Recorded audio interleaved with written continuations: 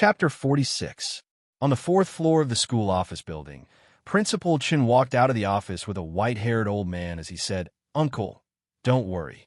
I will take good care of Yi Qian. You don't have to worry. I will take care of everything." The white-haired old man was wearing an old-style military uniform from the 1970s. Even though he was old, his footsteps still carried the air of a soldier. Even a world-class sniper had to be respectful in front of Uncle Jin, who had enjoyed a lifetime of special benefits from the country. "I feel guilty towards her. I hope you can teach her more." Uncle Jin sighed softly. "This child is smart. She is a good seedling. You can give her some pointers from Monday to Friday. When she gets home, I will give her some pointers. It will be easier for her in the future. At least, it would be easier for her than her mother." Principal Chun paused on his right foot as he walked down the stairs. He said happily, "It seems like I have the same idea as you, but I still have to observe this child's results. However, I heard from Teacher Yang that she got full marks on her math test today. Maybe I'm just worrying for nothing." Speaking of this, Headmaster Chen's face darkened slightly. Deputy Mayor Ye's family is too outrageous. Do you want to give them a warning? They are enjoying the glory that Sister brought to them, but they are treating Yi Qian so harshly. Bad people have bad people to deal with. I am old. I don't really want to care about the outside world. I just want to nurture Yi Qian into a talent." Yi Qian, who was already playing badminton with her classmates, did not know that Uncle Jin had specially come to the city for her. He had a 2-hour-long talk with Principal Chun and also developed a very strict training program for her. After the evening's self-study session, Yi Qian was called to the principal's office for a talk. This made Teacher Ku, who was the messenger, so tired that she was even a little scared to look at Yi Qian. She was called to the principal's office for no reason. Where she made things difficult for her in front of Principal Chun. Even though there were only 2 pieces of paper, Yi Qian felt as if they weighed 1,000 pounds. Her eyes were fixed on the first few words. After a while, she looked up and smiled bitterly. "Principal, you really think too highly of me." The 4-year plan was developed just for her. Just this kindness alone was as heavy as a mountain. Her eyes were slightly red. Even her voice was a little hoarse. "You think so highly of me." "I really? Girl, you don't have to thank me. I'm the same as your grandpa General. We're both loners with no descendants. You should learn well so that our efforts won't be in vain." Headmaster Chin smiled and patted her on the shoulder. He was a teacher, a friend, and an elder as he sincerely taught her. In life, one should be indomitable. No matter if you are a man or a woman, you must live up to your conscience and be able to carry the sky. You're a good child. Let bygones be bygones. Walk the path under your feet. If you're happy, smile. If you are sad, look up at the sky, look around you, and look at the world. Fight for yourself. You are also responsible for your life. Do you understand? Chapter 47. To live up to the heavens above and the earth below. She did not have that much self-awareness yet. She only hoped that she could live up to the teachings of her 2 elders and live up to their expectations. Go back to the dorm tonight and calm down. After self-study tomorrow night, go straight to the school's back door.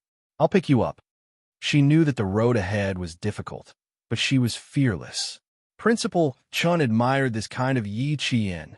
If she wanted to go far and stand high, she could only rely on herself.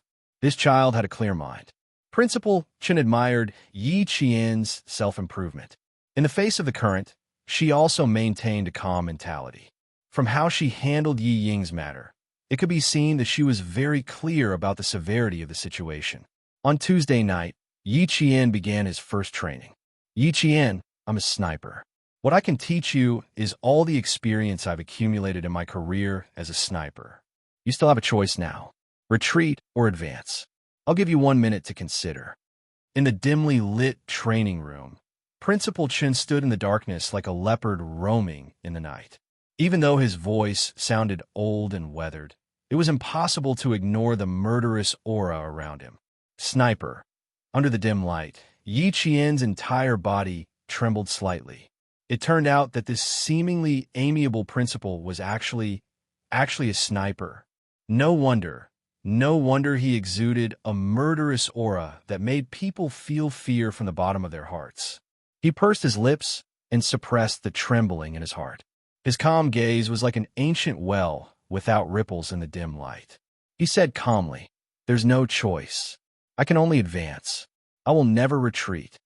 "Good. From now on, there's no turning back." Principal Chen nodded. Standing with his hands behind his back, he began the first training session in a low and serious voice. Snipers are the grim reaper in the eyes of the enemy, but in the eyes of their comrades, they are heroes. They are the most outstanding comrades. They go deep into the enemy's camp alone and use the guns in their hands to win the first victory of the war. Yi Qian, you better be mentally prepared. The snipers I train will not stay in peaceful countries. They will go deep into the front lines of any country and complete the mission given to them by the country. Since he wanted to train this last, well, the training program he came up with was so harsh that it would make a soldier's scalp tingle. Yi Qian, who was listening intently, had already adjusted his breathing. Under the cold gaze of Principal Chen, he pursed his lips, straightened his back, and listened intently. In the recruit assembly camp in town, the cold-eyed Principal Chen began the first step of his 4-year plan. A sniper not only needs accurate marksmanship, but also a strong body and an iron will. He was a sniper, so other than teaching Yi Qian how to use the various sniper rifles, he also had to train Yi Qian's stamina and willpower. In addition to implementing sniping concepts and mastering the weapon system, professional sniping training also requires you to learn a lot more. During the training process, unless you really collapse, you have to grit your teeth and persevere until the end. Yi Qian listened intently and nodded solemnly. Under the calm surface, her blood was boiling. "I'll listen to everything you say. I won't back down." Chapter 48. Do you understand? The last sentence was as merciless as metal, a stern command. Yi Qian did not pause for a moment. She held her head high and answered firmly, "Understood." Under the hellish training of a world-class sniper, this day became the most difficult beginning of Yi Qian's life. After 10 minutes of warming up, she stood still in place. She was not only standing, but she also had to answer the number flashing on the training field. While answering, she was not allowed to move her body. If she moved even the slightest bit, an ant would be placed next to her neck. 34, 27, 870,994. All the number flashes were controlled by AI. In 3 seconds, 4 to 5 numbers would appear at the same time, and the maximum number would be 7. From 1 to 100, Yi Qian had to answer correctly in the blink of an eye. This was to train Yi Qian's reaction and observation skills to her surroundings. It was also to train Yi Qian's willpower and concentration. The firing time of a sniper rifle is 0. 0.22 seconds. After 0.22 seconds, either your bullet will pierce the enemy's forehead or the enemy's bullet will take away your soul. If you want to survive, basic training is the first step. Because he was concerned that Yi Qian was still a child, Principal Chen did not use the real thing at the beginning of the training. It was like ants crawling into a person's neck. This was child's play. Even ordinary soldiers would encounter it when they were in hiding. After standing for an hour, Yi Qian's concentration did not waver because of the passage of time. Instead, she became more and more focused. By the time the number flashes appeared, she had already called out the exact serial numbers from beginning to end. Left 187, right 591. Over. Not only was her concentration high, but her reaction was also at an excellent level. Principal Chen, who had a folder in his hand, scribbled on it, recording Yi Qian's performance on the first day of training. Basic training and sniper training were carried out simultaneously. After 2 months of intensive basic training, he would let Yi Qian touch a real gun, a loaded gun. From Tuesday to Friday, Yi Qian was an ordinary student during the day. At night, he would become a sniper in training, constantly learning and strengthening himself. In just a few days, the changes from inside to outside were obvious. Her clear and beautiful face was no longer delicate. She was no longer a budding flower.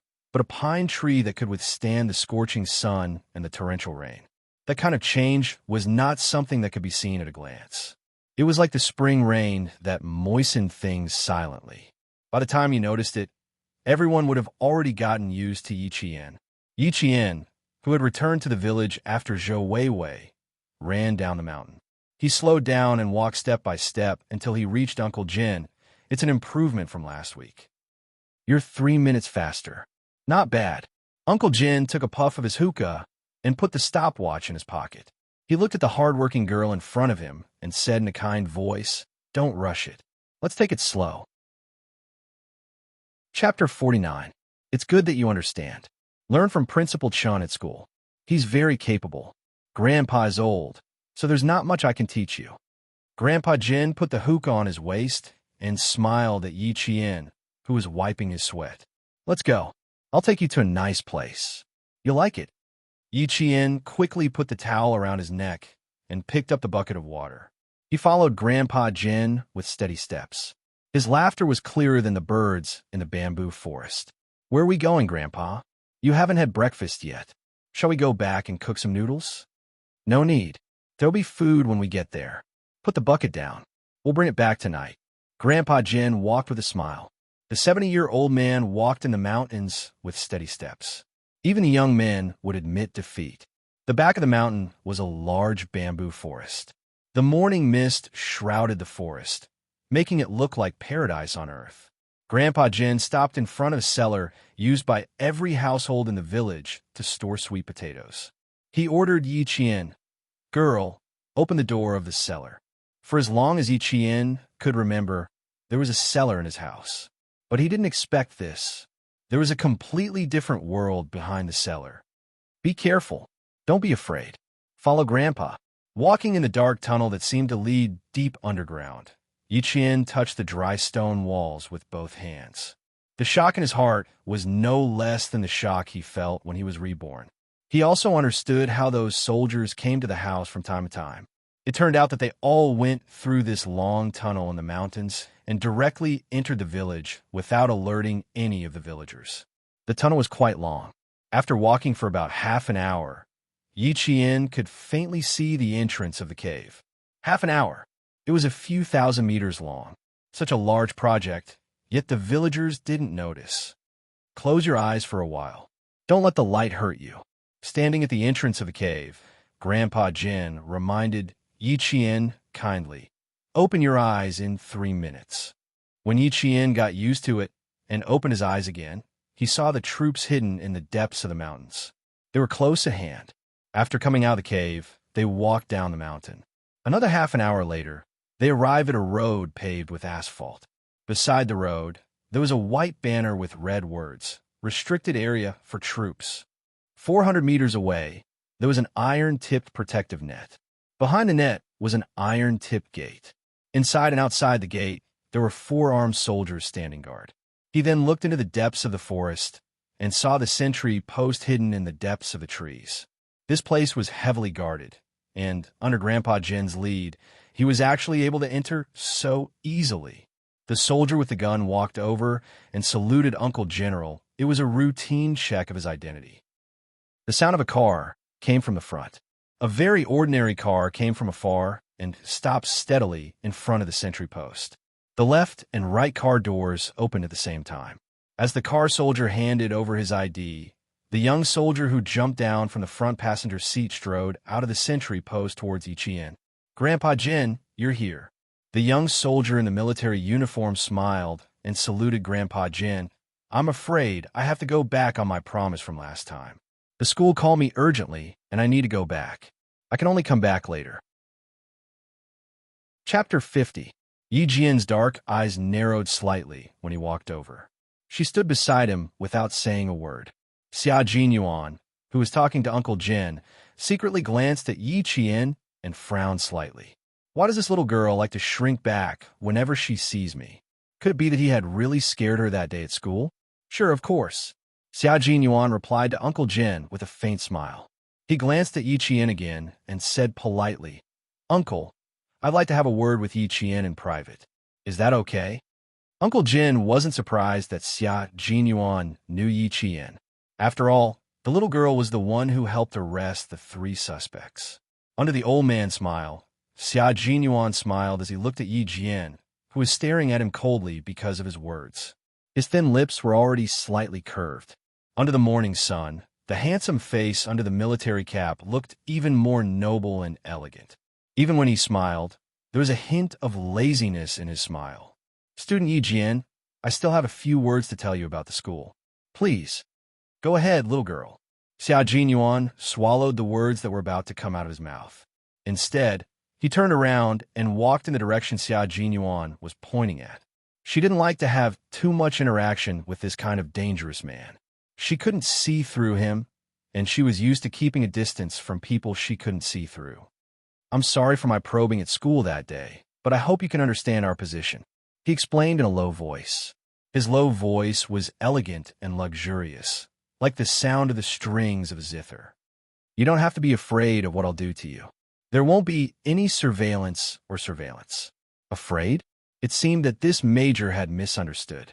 Yi Qian raised his head and looked at him with clear and fearless eyes. He smiled and said calmly, Captain Xia, you've misunderstood. I'm not afraid. I just don't want to have too much interaction with you. If there's nothing else, I'll take my leave. Without waiting for his reply, Yi Qian turned and left. Xia Jinyuan did not think too much about it. His slender and strong hand had already grasped Yi Qian's delicate shoulder, preventing her from leaving without any explanation. Girl, your temper is really bad. Why is it completely different from what Uncle said? He smiled helplessly. Uncle is already looking at us. Are you sure you want to listen to me with your back to me? At this moment, Yi Qian only had one thought in his mind, and that was to take down this major. After thinking about it for a moment, he realized that it was impossible for him to do so. In the future, she could give it a try. If you have anything to say, please say it all at once, Captain Xia. Thank you. When he turned around, he skillfully swung his shoulders. His whole body was like a fish, and he escaped from Xia Jinyuan's control. After nearly half a month of training, coupled with Yi Qian's talent, she had learned a lot. Her nimble movements made Xia Jinyuan raise his eyebrows. He smiled slowly and looked at her quietly with his dark eyes. His handsome face was solemn and cold. Listen carefully, Yi Qian. We have already confirmed that there is a problem with Liao Jian's parents. Liao Jian is the same. Please help us keep an eye on his movements in school. Chapter 51. Yi Qian wasn't stupid enough to ask him why he chose her. Since he chose her, he must have his reasons. After listening quietly, she nodded. Okay, I'll keep an eye out. She paused for a moment, then said, If there's nothing else, I'll leave first. Goodbye. She said goodbye as she turned around. She left as soon as she said goodbye. She didn't hesitate at all. Xia Jinyuan raised his hand and adjusted the brim of his military cap. The faint smile at the corner of his mouth was like a gentle breeze, so light that it disappeared in an instant. This little girl, does she see me as a scourge? He jumped into the car that was already driving over. From the rearview mirror, he saw the backs of the old man and the young girl gradually moving away from him until they disappeared. The sound of the car finally disappeared among the trees. When Yi Qian entered the military barracks, he turned around to look at the winding mountain road behind him. All he saw was lush green trees. Under the blue sky and white clouds, birds flew and left behind a graceful shadow. As soon as he entered the barracks, whenever he encountered a soldier, they would stop and salute Uncle General. Their words and actions were full of respect. Yi Qian obediently followed Uncle Jin's footsteps. He didn't look or ask anything, as if he was a frequent visitor to the barracks. He wasn't curious at all. Fifth Company, arrange for the soldiers to come over tomorrow night. Have a squad leader prepare a list of names. I want to test them. Standing in front of the soldiers, Uncle Jin's expression was extremely serious. Every word he said was an unquestionable command. Suddenly, a series of consecutive gunshots rang out in front of them. Yi Qian, who had his head down, suddenly looked up. As the gunshots rang out one after another, his heart trembled with the sound of the gunshots. It was as if something in the depths of his body had suddenly awakened. It wanted to break through the restriction and fiercely hit the ground. It's gunshots. The soldiers are hitting targets. Uncle Jin, who had signaled for the soldiers to leave first, looked sideways at Yi Qian and smiled. I'll show you the shooting range later. Today, I'll take you to another place. Their destination was also in the direction of the shooting range. They didn't stop until they reached a barracks where soldiers were standing guard. This was a restricted gun room that normal soldiers could only enter twice a week. Familiar with, understood, precise, and professional. The forward banner was hung right in front of the gun room. All the soldiers entering and exiting could see it as long as they raised their heads. The moment he entered the room, Yi Qian's dark eyes lit up like a small flame. When a normal person saw the rows of pitch-black steel spears that were suffused with a cold light, a sense of fear would have already quietly risen from the bottom of their hearts. But Yi Qian only knew that his blood was boiling. It was a thirst for power. It was an urgent desire to touch them. He turned around and looked at Uncle Jin behind him. His clear voice trembled with excitement. "Grandpa, can I touch them?" There was a cry that came from the depths of his heart. It kept calling him to walk over, reach out, and pick up the rows of guns that were gleaming with a dark, cold light. Chapter 52. She finally knew what it was that wanted to break through the restriction in her body. It was a desire to become stronger and more perfect. "Ha ha, aren't you afraid, little girl?" Uncle Jin laughed as he looked at the little girl whose eyes lit up when she saw the gun. His wrinkled face was full of smiles. "These are all guns, real guns that can be used once they are loaded with bullets. They are not the toy guns you have seen before." Yi Qian shook her head and smiled. "I'm not afraid. Principal Chun taught me that you can only truly control a gun if you develop feelings for it. Let it become your helper, a helper that can save your comrades in times of danger." He's right. Before you develop feelings for a gun, you have to understand it first. The little girl's eyes were filled with excitement, but there was no sign of fear. Uncle Jin saw this and laughed in his heart. He walked to the front of the rows of steel guns and casually picked up an assault rifle. As he quickly disassembled it, he energetically said, "In 70 AB2 Russian Kalashnikov AK-101 assault rifle, NATO 5. 6mm ammunition." It was designed by the former Soviet Union's famous gun designer, Kalashnikov, commonly known as a submachine gun. Uncle Jin dismantled the gun very quickly. At the same time, he used special tools. In less than 5 minutes, the assault rifle was dismantled by him into a pile of parts. "How many parts did I dismantle just now?" Uncle Jin pointed at the scattered gun parts on the table and suddenly asked, "Give me a number." From the moment he picked up the gun, he was already in the middle of training. Yi Qian pointed at the parts on the table. Her clear black eyes contained a faint smile as she said, "This is the last part that you put down. This is the 47th part that was dismantled. This is the part that you dismantled at step 74. Grandpa, you dismantled a total of 80 parts. Am I right?" Not only was he right, but he was very accurate. After half a month of teaching, Yi Qian had already developed the ability to enter the training state at any time. Whether it was Principal Chun or Uncle Jin, they loved to ask questions suddenly. Uncle Jin laughed again and said, not bad at all. While observing, you're also better at understanding. The 47th part is the recoil spring lock. When a bullet is fired, the bolt will lock the thinnest part of the gun so that the gun won't return to its original position. Thus, the gun can continue to fire continuously. The 74th part is called the gun buckle. Its function is, as Uncle Jin picked up the parts one by one and explained them one by one, Yi Qian, who had zero knowledge of the gun structure, began to understand it. For the whole day, Uncle Jin kept dismantling the guns, while Yi Qian kept repeating how many parts each gun had and what they were used for.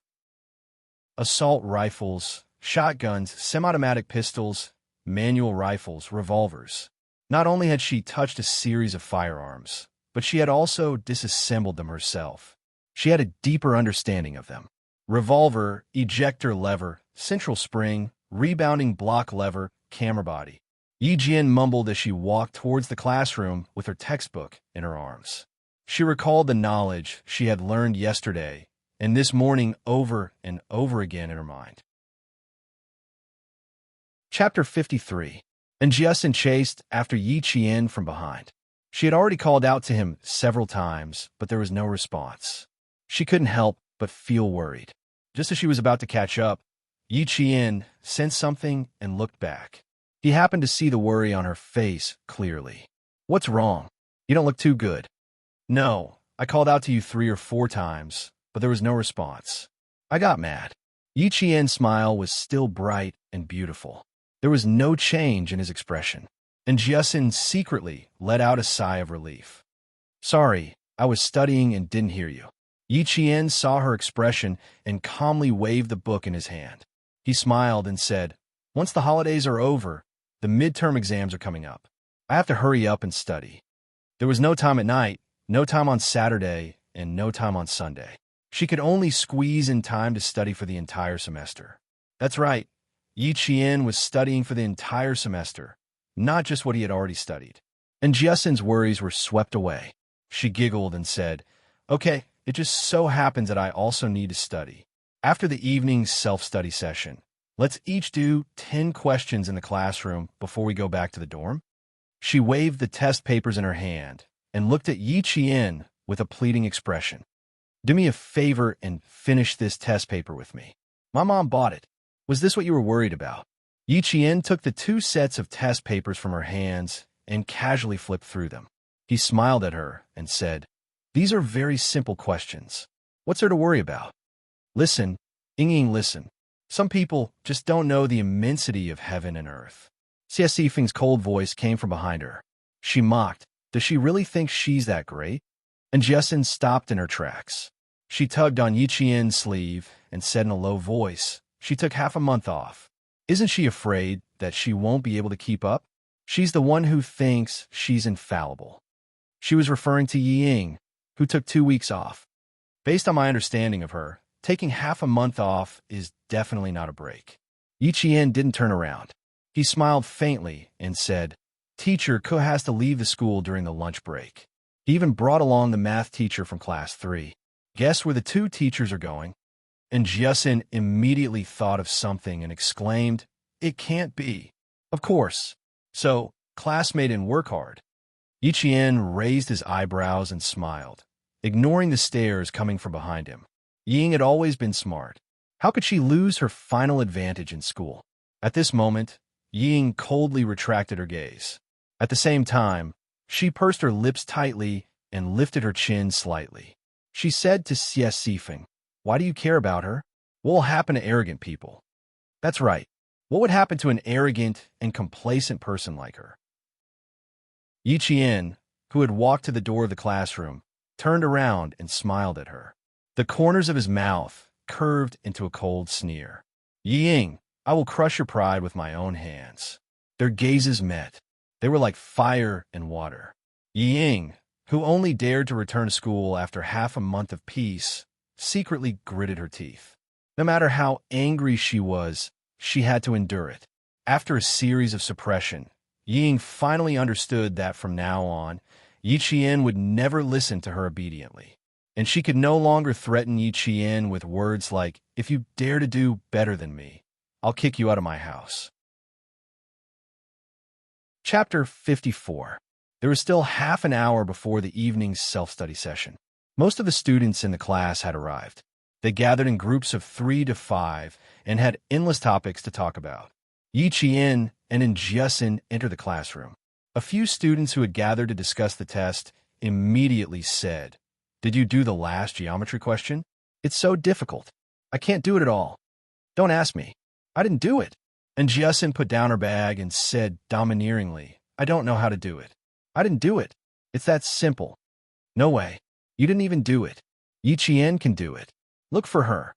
And Jiasin took out the test paper and said loudly to Yi Qian, who was still in his seat, "There's still half an hour before the evening self-study session. Let's talk about how to solve this question first." Her voice had always been loud. Even the students who were messing around could hear her. They all stopped and looked at Yi Qian. A student laughed and said, "Yi Qian, come, teach us." You're much more generous than Ying. Every time Ying was asked to teach her, she had to put on airs. She would either say that she was still thinking about it, or that she didn't have time now. Yiqian was different. As long as she was asked, she would answer patiently even if she had something to say. Ying, who had just come in after adjusting her emotions, heard this sentence. She almost lost her composure. When a student who said this saw her, his gaze drifted. He smiled awkwardly, but didn't explain anything. It was the truth. He wasn't spouting nonsense. Ying, who had taken half a month of leave, could only endure it. She sat down with pursed lips and accepted the greetings from her classmates. Only then did a smile appear in her gloomy eyes. Thank you for your concern. I didn't want to take half a month off because of a small matter, she said with a smile. There was a faint smile on her beautiful face, just like before. There was nothing different. When C.S. Seifing heard this, she immediately said, "What do you mean by a small matter? My mom said that you went to the city for a checkup and found a problem with your heart. She also said that it's difficult to treat and can only be nursed. You can't be too emotional. She also said that you can't even run." What? A problem with her heart? It's so serious that she can't even run? The students who heard this were stunned. Some of them could not help but put their hands on their chests. When they looked at Ying again, their eyes were filled with pity. However, Jiasin didn't believe him. She wrote down the formula on the paper and said softly, "Are you serious? You only found out now that you have a heart problem?" Her mother was a doctor in the town hospital, so she knew a little bit of medical knowledge. So what if it's true or false? It has nothing to do with us. You're wrong here. You have to use this formula to calculate the area of the shadow first. Yi Qian smiled faintly. He did not take her matter to heart. Heart problems? Puffed. I can't be too agitated. If anyone mentioned the love letter in front of her, it was very likely that she would have a heart attack. Suffering from heart disease was indeed a very good excuse. This kind of lie, which no one would verify, was probably Yi Jifan's doing. The students in the class all expressed their concern. After Yi Qian and the others finished discussing the test paper, they all went to Yi Ying's side to greet her. Yi Qian was no exception. When she walked over, Xie Sifeng blocked her like a mother hen protecting her chick. She said in a sharp voice, "What are you trying to do?" She was not the only one who was nervous. The other students also had some thoughts when Yi Qian walked over. After all, Ying treated her like that in the past. Chapter 55. Look, Daddy still has a way. Who would dare to say anything now? Even if the damn girl told her classmates, who would dare to say it to her face? Who could bear the responsibility of a heart attack? The provocation in Yi Ying's eyes was too obvious, so obvious that Yi Qian could see it. The corners of her mouth curled up slightly, and a cold light flashed in her dark eyes. She walked up to Yi Ying. Yi Ying's heart tightened when she met her cold gaze. Suddenly, she saw her raise her hand, and her whole body tensed up. She dodged and shouted, "What are you trying to do? Why are you so nervous? Relax." When the students thought that Yi Qian was going to do something, she raised her hand and patted Yi Ying's shoulder gently.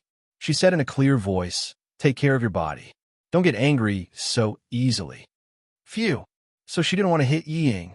Yi Ying, who knew that she was being played, forced herself to hold it in. She replied with a fake smile, "Thank you for your concern. I'll take good care of myself." Yi Qian pursed her lips and smiled. Her eyes were already curved. How can someone as young as you compete with her? So what if you have parents? You're digging your own grave.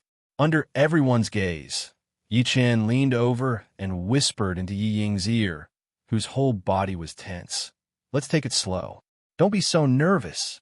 You're only halfway through your 3rd year of middle school." Her voice was so soft that it was almost inaudible, but it made Yi Ying feel as if she was being stared at by a beast.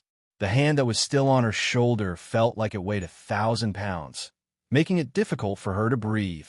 Looking at Yi Ying, who was trembling in fear, the smile on Yi Jian's face deepened and her eyes shone even brighter. She calmly retracted her hand and looked up at the students with a smile. "Class is about to start. You're dismissed." She was so easily frightened. Hopefully she didn't get a heart attack. The students didn't know that the two sisters were secretly fighting. Seeing that they were still chatting and laughing, they didn't think much of it and returned to their seats when the bell rang. After Mr. Cook came in, his eyes swept over Yi Ying's face. He walked to the podium and said with a serious expression, "Students, due to health reasons, Yi Ying from our class." Now that the teacher had said it himself, Yi Ying's heart disease was confirmed. The next day, even the students from the next class knew about it. However, Gao Yang was the only one in the class who cared about her. The rest of her pursuers had silently asked their classmates from Class 2 to care about her. Handsome and tall, he walked into Class 2's classroom with an indifferent expression. Miraculously, the noisy class fell silent for 3 seconds. Walking to Yi Ying's side, he frowned and said in a deep voice, "I'll take you to the province for a checkup during the May Day holiday. Your complexion looks rosy. How could you have congenital heart disease?" Her honesty almost made Yi Qian laugh out loud. She looked at the flustered Yi Ying with interest. She covered her mouth and said coldly, "My business has nothing to do with you. Leave now. My uncle is the director of the provincial hospital. There's still 8 days before the May Day holiday. Think about it before replying to me." Not only did she reject him, she even pointed at his nose and asked him to leave. Gao Yang, who had always been cold and arrogant, endured it. He said something in a low voice and turned to leave. The director of the provincial hospital. Yi Ying's pupils contracted. So his family had such powerful connections. She regretted her harsh tone just now. Yi Qian looked at her small face. One moment she was smiling, the next she was annoyed. He suddenly found it funny. He looked away indifferently and buried his head in the sea of books again. Chapter 56. It was still slightly chilly at night before the May Day holiday season, especially when it was raining, which made it even colder. Yi Jian had been standing in the rain for half an hour. Among them, there was a wolf dog that was chained to a leash. It was growling less than 10 centimeters away from her, and its growls made her heart tremble. A sniper's ambush can sometimes last a few hours, and sometimes it can last a few days. You never know when you'll encounter danger. Accept fear, get used to it, and overcome it. This is a necessary psychological quality for a good sniper. In the heavy rain, Principal Chen's steely voice cut through the rain. He had spent his entire life training Yi Qian. Be on standby and ambush 24 hours a day.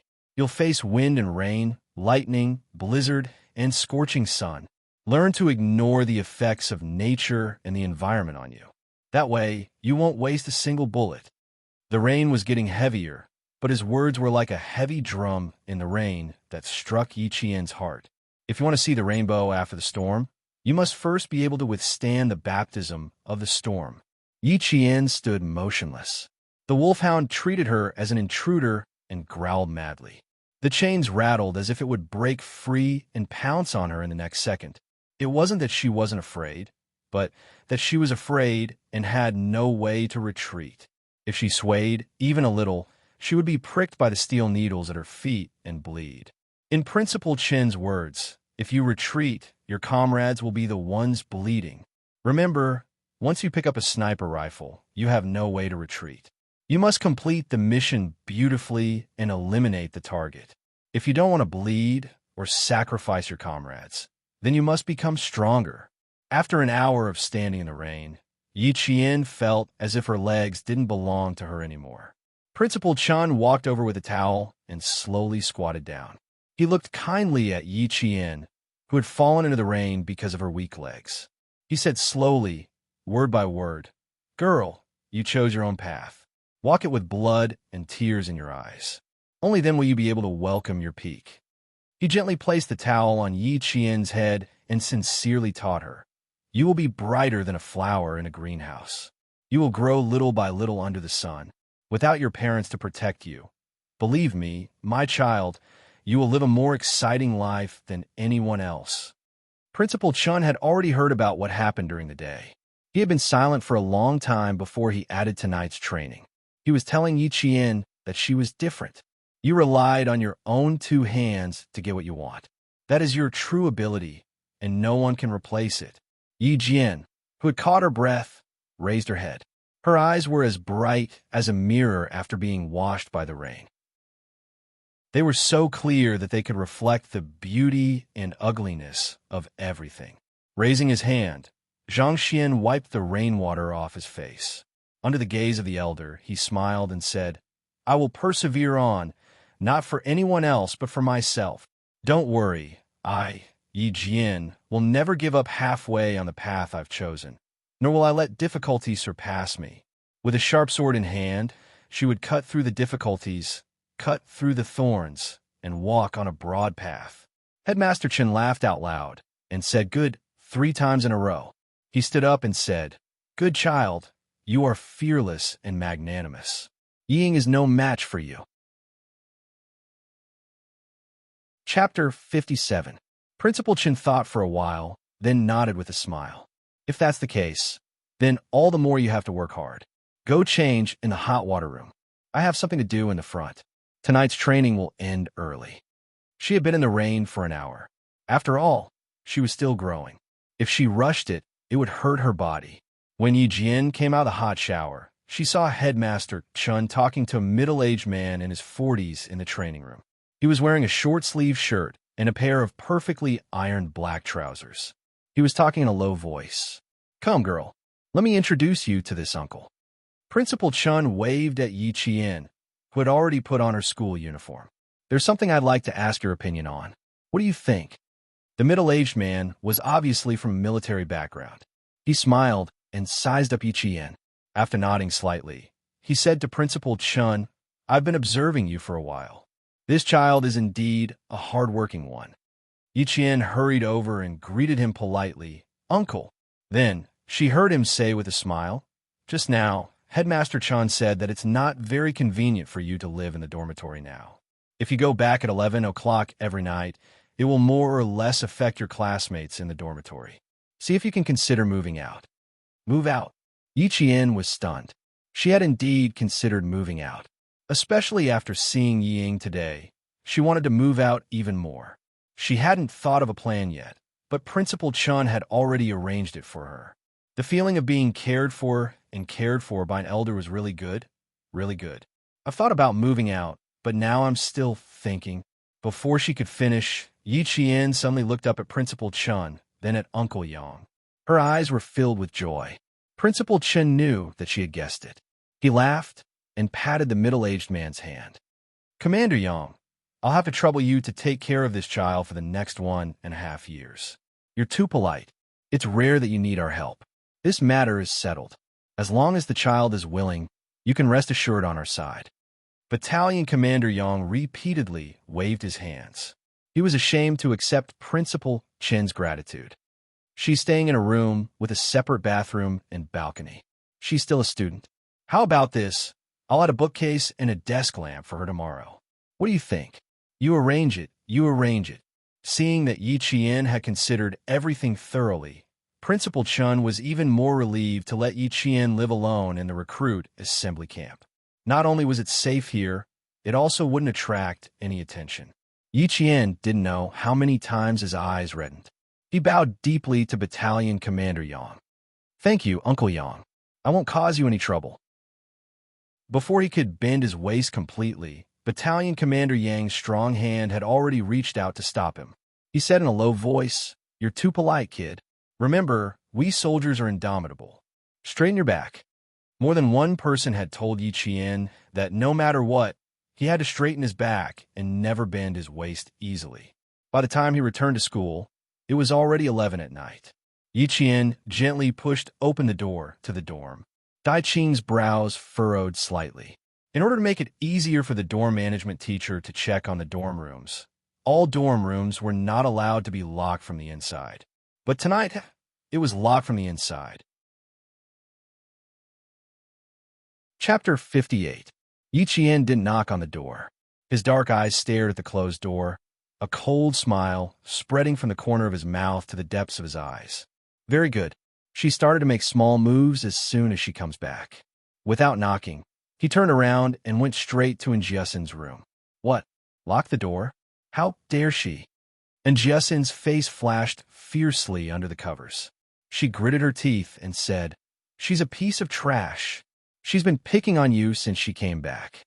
Yi Qian wasn't angry. Instead, he raised his hand to support his head and laughed softly. "It's a good excuse to move out of the dorm." "No, it's an excuse to move out of the school." Since Yi Qian had a dorm that was convenient for his training, he listened to Principal Chun and moved out after class tomorrow. He would use the night's self-study time on sniping lessons. And Jessen was immediately interested when she heard this. "Move out? Really? Does that mean I can come out to find you more often?" "Classmate in, wait until I move out." Yi Qian sneered, closed his eyes, and murmured, "It's getting late. I'll get up early tomorrow and go jogging." "TCH, you're lying." And Jessen saw that she wasn't excited at all about moving out. She snorted, turned over, and quickly fell asleep. In the dorm, Ying was still waiting for Yi Qian to knock on the door. She didn't expect that when she went to sleep, it was still quiet outside. When she opened the door the next day, she saw Yi Qian and Jessen walking over from the washroom with a basin in their hands. Their hair was wet, and they brushed past each other. They didn't even look at her. She didn't return to the dorm until 11 at night for the past few weeks. What would she be doing? Yi Ying stared at the figure that was getting slimmer and slimmer. Even her figure seemed to have grown taller. Yi Ying's beautiful eyes narrowed slightly, and a dark, cold light flitted across them. "You're asking me where Yi Qian goes at night? If she doesn't go back to the dorm after class, where else could she go?" Liao Jian glared at Xie Sifeng, who had taken the initiative to look for him. His eyes turned slightly, and his face, which had a few pimples, suddenly revealed a ruffian smile. "That's simple. You pay, and I do the work. How about it?" When Xie Sifeng heard that there was hope, she immediately said, "How much? We're all classmates. You won't ask for too much, right?" "Don't worry, Tin Yuan is nothing to you. It just so happens that I also want to know where she went when she returned to the dormitory so late at night." Liao Jian's eyes darkened, and his face revealed a look of resentment. That brat had embarrassed him in class that day. He had been waiting to settle this score with her. Leaving school at night, that's easy. At this time, Yi Qian was already in the teacher's office. He told Teacher Ku that he was moving out of the school and that he had been locked out of the dormitory last night. Teacher Ku, who had wanted to say more, immediately shut her mouth. She snorted coldly and glanced at Yi Qian provocatively. "Fine, you can sign this letter of commitment yourself. If anything happens, it has nothing to do with the school or the teachers." Moving out? If an undisciplined girl were to come into contact with some bad people outside, it would be too easy for her to learn bad things. Yi Qian glanced at it and signed his name without hesitation. He maintained a polite smile and said calmly, "Teacher Ku, don't worry. I'll take good care of myself. I won't cause any trouble for the school or the teachers." Chapter 59. Her etiquette was impeccable, and her grades were improving day by day. This gave Teacher Ku, who wanted to teach her a lesson from time to time, no chance at all. In the afternoon, Yi Jian really packed up her luggage and quilt. She left the school alone with a very big woven bag in her hand. She didn't even look back, and Jessen was holding her textbooks for her and followed behind her like a fool. She still couldn't believe it until she walked out of the school gate. She said blankly, "You're really out? You really moved out?" She always thought it was a joke. "Of course it's true. Didn't I tell you last night?" Yi Qian moved her luggage to a common three-wheeled passenger car in town and said to Jessen, who was still in a daze, "Hurry up and get in. It won't be good if your name is recorded." And Jessen hurriedly put the bag containing her textbooks on the car and rubbed her face before replying, "You did a good job." Just now, Yi Ying's face was so twisted. How could it not be twisted? If she wasn't in the dorm, Yi Ying wouldn't have an excuse to talk bad about her in front of her classmates. "I don't care about her right now, and I don't want to deal with her. I just want to study hard and get into the provincial high school. It's a waste of my time to argue with her." Since she couldn't directly kill her and kick her out of school and leave her with nothing, why waste her energy? After Yi Qian finished speaking, she nimbly jumped onto the car and waved at Jessen. Then she took her luggage and moved into a brand new place. People came and went after school, so Yi Qian's departure didn't attract much attention. Only Liao Jian, who had a lollipop in his mouth, looked at the leaving tricycle with a cold smile. He walked to the motorcycle that picked him up and patted the back of the young man with a green tattoo on the back of his hand. "Brother, let me introduce you to a hot chick. She's my classmate." "How hot can your classmate be?" "There are two chicks from your province in the restaurant." Their chests bounced up and down as they walked. "Brother will take you to Lele." Brother Fei was a famous hooligan in town and had a good relationship with Liao Jian's father. He often took Liao Jian to have fun. As soon as the motorcycle started, it left behind a trail of black smoke and disappeared into the school gate. Yi Qian, who was no longer restricted by accommodation, began to improve by leaps and bounds. That kind of improvement surprised even Principal Chun. Yi Qian became even more infatuated with sniping the moment he touched a gun for the first time. It was the infatuated bullet that flew unstoppably and hit its target. He was infatuated with the joy of defeating himself again and again. During the entire May Day holiday, Yi Qian followed Principal Chun and Uncle Jin to practice again and again in the deep mountains and forests. He gritted his teeth and endured the hardships again and again. Target is 470 meters away, hit between the eyebrows. After putting away his sniper rifle, Yi Qian carried his gun and jumped down from the tall tree. He hugged the tree trunk and stepped on the branches. When he reached a certain height, he jumped down from the tree. Her face was covered in green paint, and she wore a helmet that didn't quite match. Her palm-sized face looked especially small and delicate. Principal Chun picked up the straw man target and walked over the bushes. He removed the empty bullet that was shot between the straw man's eyebrows and handed it to Yi Qian. "Keep it well. It is also a witness to your growth." Chapter 60. Yi Qian's improvement could be described as godly. The more he taught her, the faster she absorbed. Principal Chun and Uncle Jin had privately discussed this with each other many times. At the same time, they had more confidence in Yi Qian. Principal Chun opened up the foldable table and signaled for her to sit down. Under the scorching afternoon sun, he began to teach her sniping theory. There were too many things a sniper needed to learn. From learning how to move stealthily to setting up a firing position, from accurately reading a map to taking aerial photos of a battlefield. Even the ability to enter and exit a position while hiding were all things Yi Qian needed to learn. A year and a half in junior high was enough for Yi Qian to absorb all this knowledge that would benefit her for the rest of her life. Only shoot once. Remember, there must not be a second shot. Don't give the enemy a chance to find out where the bullet came from. You only need to shoot once and disappear after hitting the target. Then you'll win on the battlefield. The first shot is a matter of life and death. You need to observe the direction of the wind, the weather, and the visibility. If you shoot from a long distance, the wind speed and the bullet's gravity will change the bullet's trajectory. If you miss the first shot, the target will be alarmed and discover your presence at the same time. The second shot is very likely to be from the enemy's side. Accurately calculate the shooting range, wind speed, and bullet's trajectory. Then complete it based on your feelings. As Yi Qian listened to Principal Chen's teachings, her slender hand gently stroked the sniper rifle she borrowed from the army. Her oily face was solemn and cold. She had already begun to show the coldness that a sniper should have. At night, Uncle Jin would take her to the army's armory to identify the guns, ammunition, and quickly assemble them. At the same time, she had to practice mixed martial arts with the soldiers in the army. In mixed martial arts, Yi Qian couldn't beat them due to her young age and lack of strength. For things like identifying guns and quickly assembling a gun from a pile of scattered parts, she needed about the same amount of time as the elite soldiers.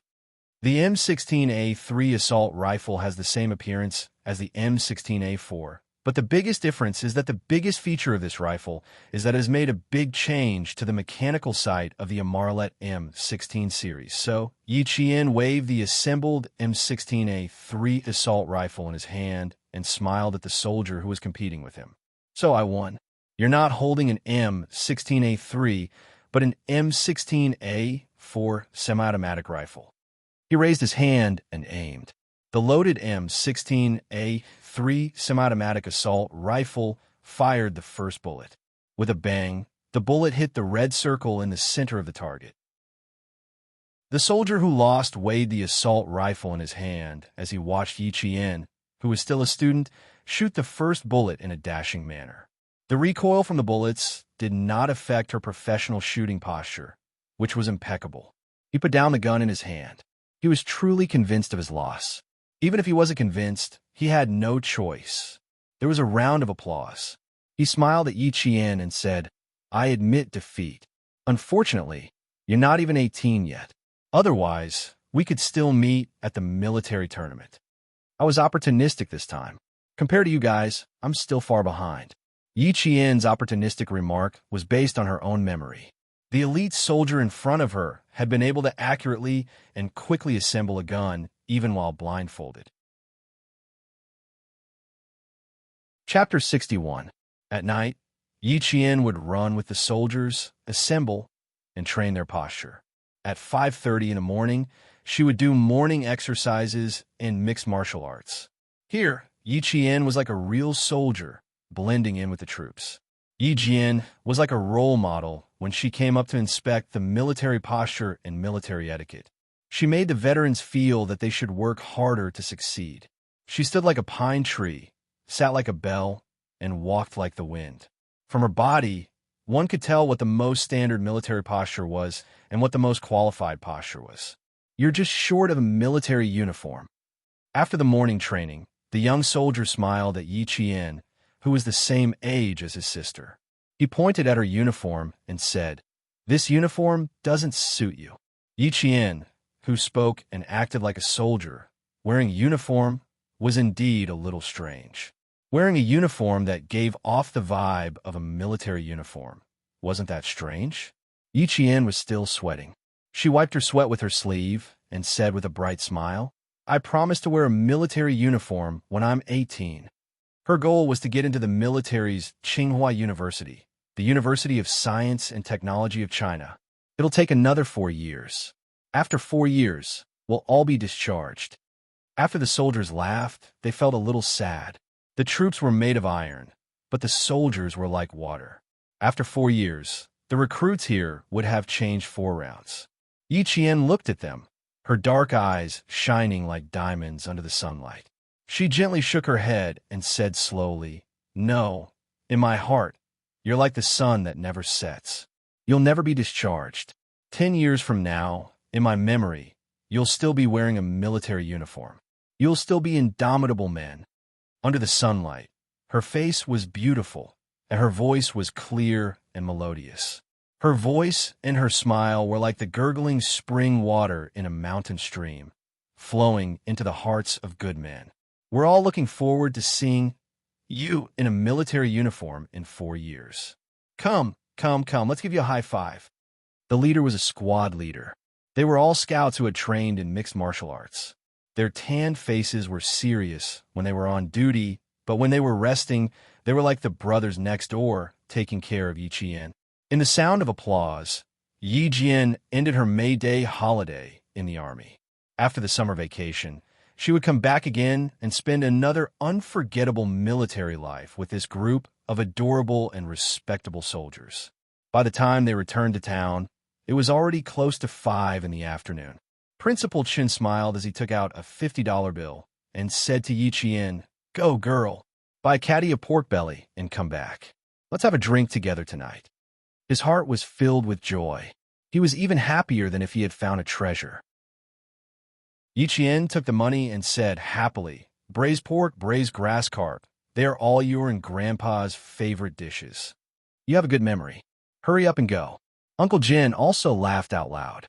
He rarely came to town, but he was really happy today, so he agreed to come to town. The market in town was not big. By 4 or 5 in the afternoon, there were only a few stalls. When Yi Qian was picking vegetables, she heard the stall owners talking about the mayor election. One of them said that Deputy Mayor Ye's family could even kick their own niece out of the house, so he was definitely not a good official. Yi Qian's lips curled up when she heard that. If this matter affected his career, Yi Ying and her mother would not have an easy time. Chapter 62. At the front of the town street was a newly opened Spring Sun restaurant. A few girls wearing tank tops and miniskirts were greeting a few customers who had jumped out of a truck. Yi Jian, who was passing by the roadside, walked quickly to Headmaster Chin's house with the groceries she had bought. A bowl of red braised pork, a braised grass carp, a bowl of stir-fried bacon, a bowl of tomato soup, and a bowl of vegetables. Principal Chun and Uncle Jin chatted happily as they sipped on rice wine. After the meal, the two of them were a little drunk. Yi Qian packed up his things, carried his backpack, and walked towards the recruit camp with a flashlight. The recruit assembly camp was about 10 miles away from Headmaster Chen's home. When they passed by the Spring Sun Hotel, several motorcycles came from the front. Yi Jian, who was holding a flashlight, turned off the light subconsciously and saw the motorcycle stop at the entrance of the hotel after turning a corner. The strong lights of the motorcycles did not go off immediately. They reflected a blinding light on the restaurant's glass door. The night wind carried with it the pungent smell of diesel fuel and a faint smell of blood. Yi Qian wrinkled his nose and walked away quickly. During the day, a few girls wearing tank tops came out to greet him. The people on the motorcycles all got off one by one. "Get out of my way!" A man shouted angrily and blocked one of the girls. He got off the motorcycle himself. "Send the food to my room and ask Liao Yid to come over." Yi Qian's footsteps paused for a moment. When he lifted his feet again, he walked faster and more steadily. The smell of blood in the air had not faded. Yi Qian did not continue walking forward. Instead, he took a shortcut to the recruit camp. When he passed by a village pond, he suddenly heard rapid breathing coming from under the embankment. Then there was the sound of splashing water, as if someone was climbing out of the pond. The muddy smell mixed with the strong smell of blood made Yi Qian stop in his tracks. His body slowly crawled on the wet ground. The sound of splashing water disappeared, and the breathing became more rapid. Yi Jian pursed her lips even tighter. This person was injured. Was he a villager from the town? No, that was unlikely. If it was a villager, he could have called for help. She, who was used to being cautious, did not move. It was as if she blended into the night. She even held her breath. In the darkness, someone staggered as he stood up. Step by step, he walked towards the camp on the small mountain. The stench of blood became even heavier. When Yi Qian saw the shadow, he jumped up from the ground without any hesitation. He stuffed his flashlight into his bag and ran towards the stumbling shadow. "I'll help you over there. Come, lean your body weight on me. I can support you." Yi Qian rushed over and grabbed the man's right arm and placed it on his shoulder. He used his other hand to support the man's strong waist. "I know Commander Yang. Don't talk. Let's go back and treat your wounds."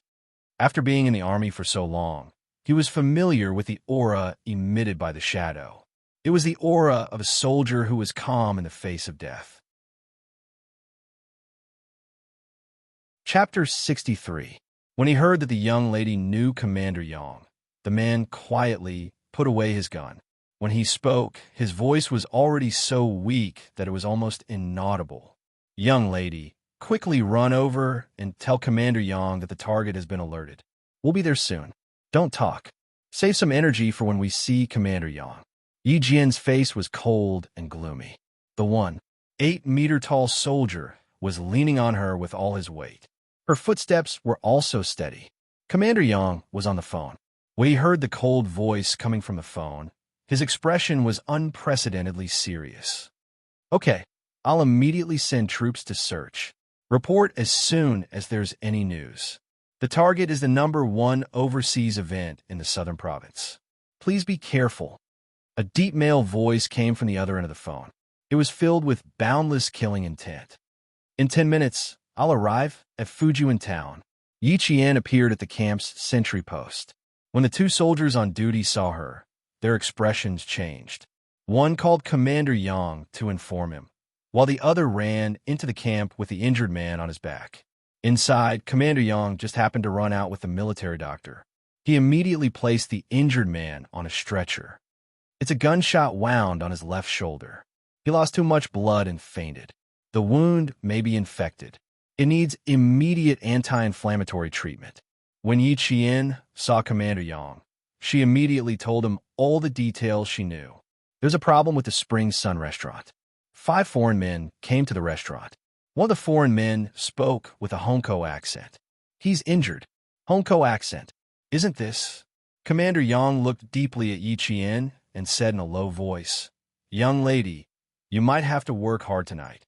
Go back to the dormitory first. The military doctor will come and treat this soldier's wound. Yi Qian slightly narrowed her eyes and said in a low voice, Uncle Yang, you only have one military doctor here? I'm afraid one isn't enough. I know a little about how to treat gunshot wounds. Let me go with you. When this young lady spoke, her expression and words always gave people an inexplicable sense of confidence. Commander Yang nodded without hesitation. Okay, you can help. Yi Qian had been in the medical school for more than a year, and his professional knowledge was even better than the medical students. How could he really just be an assistant? But it was true that he could only be an assistant. The 14-year-old Yi Qian had never been exposed to gunshot wounds before. He had only learned some theoretical knowledge in the army. Anti-inflammation, intravenous drip, wound cleaning, removing the bullet and cleaning the wound again. As long as the military doctor needed anything, she would immediately hand it over.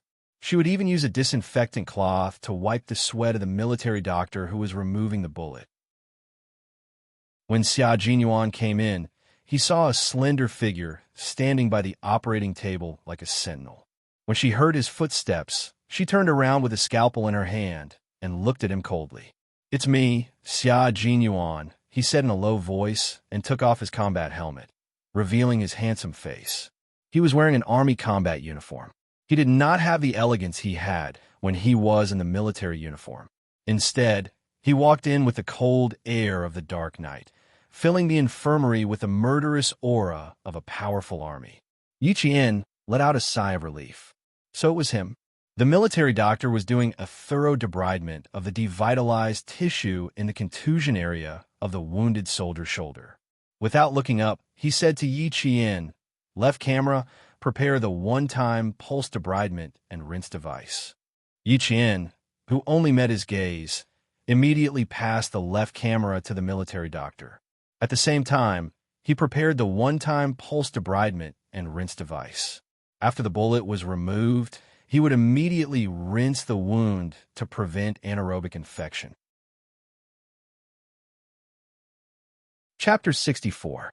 Xia Jinyuan took a look and immediately retreated.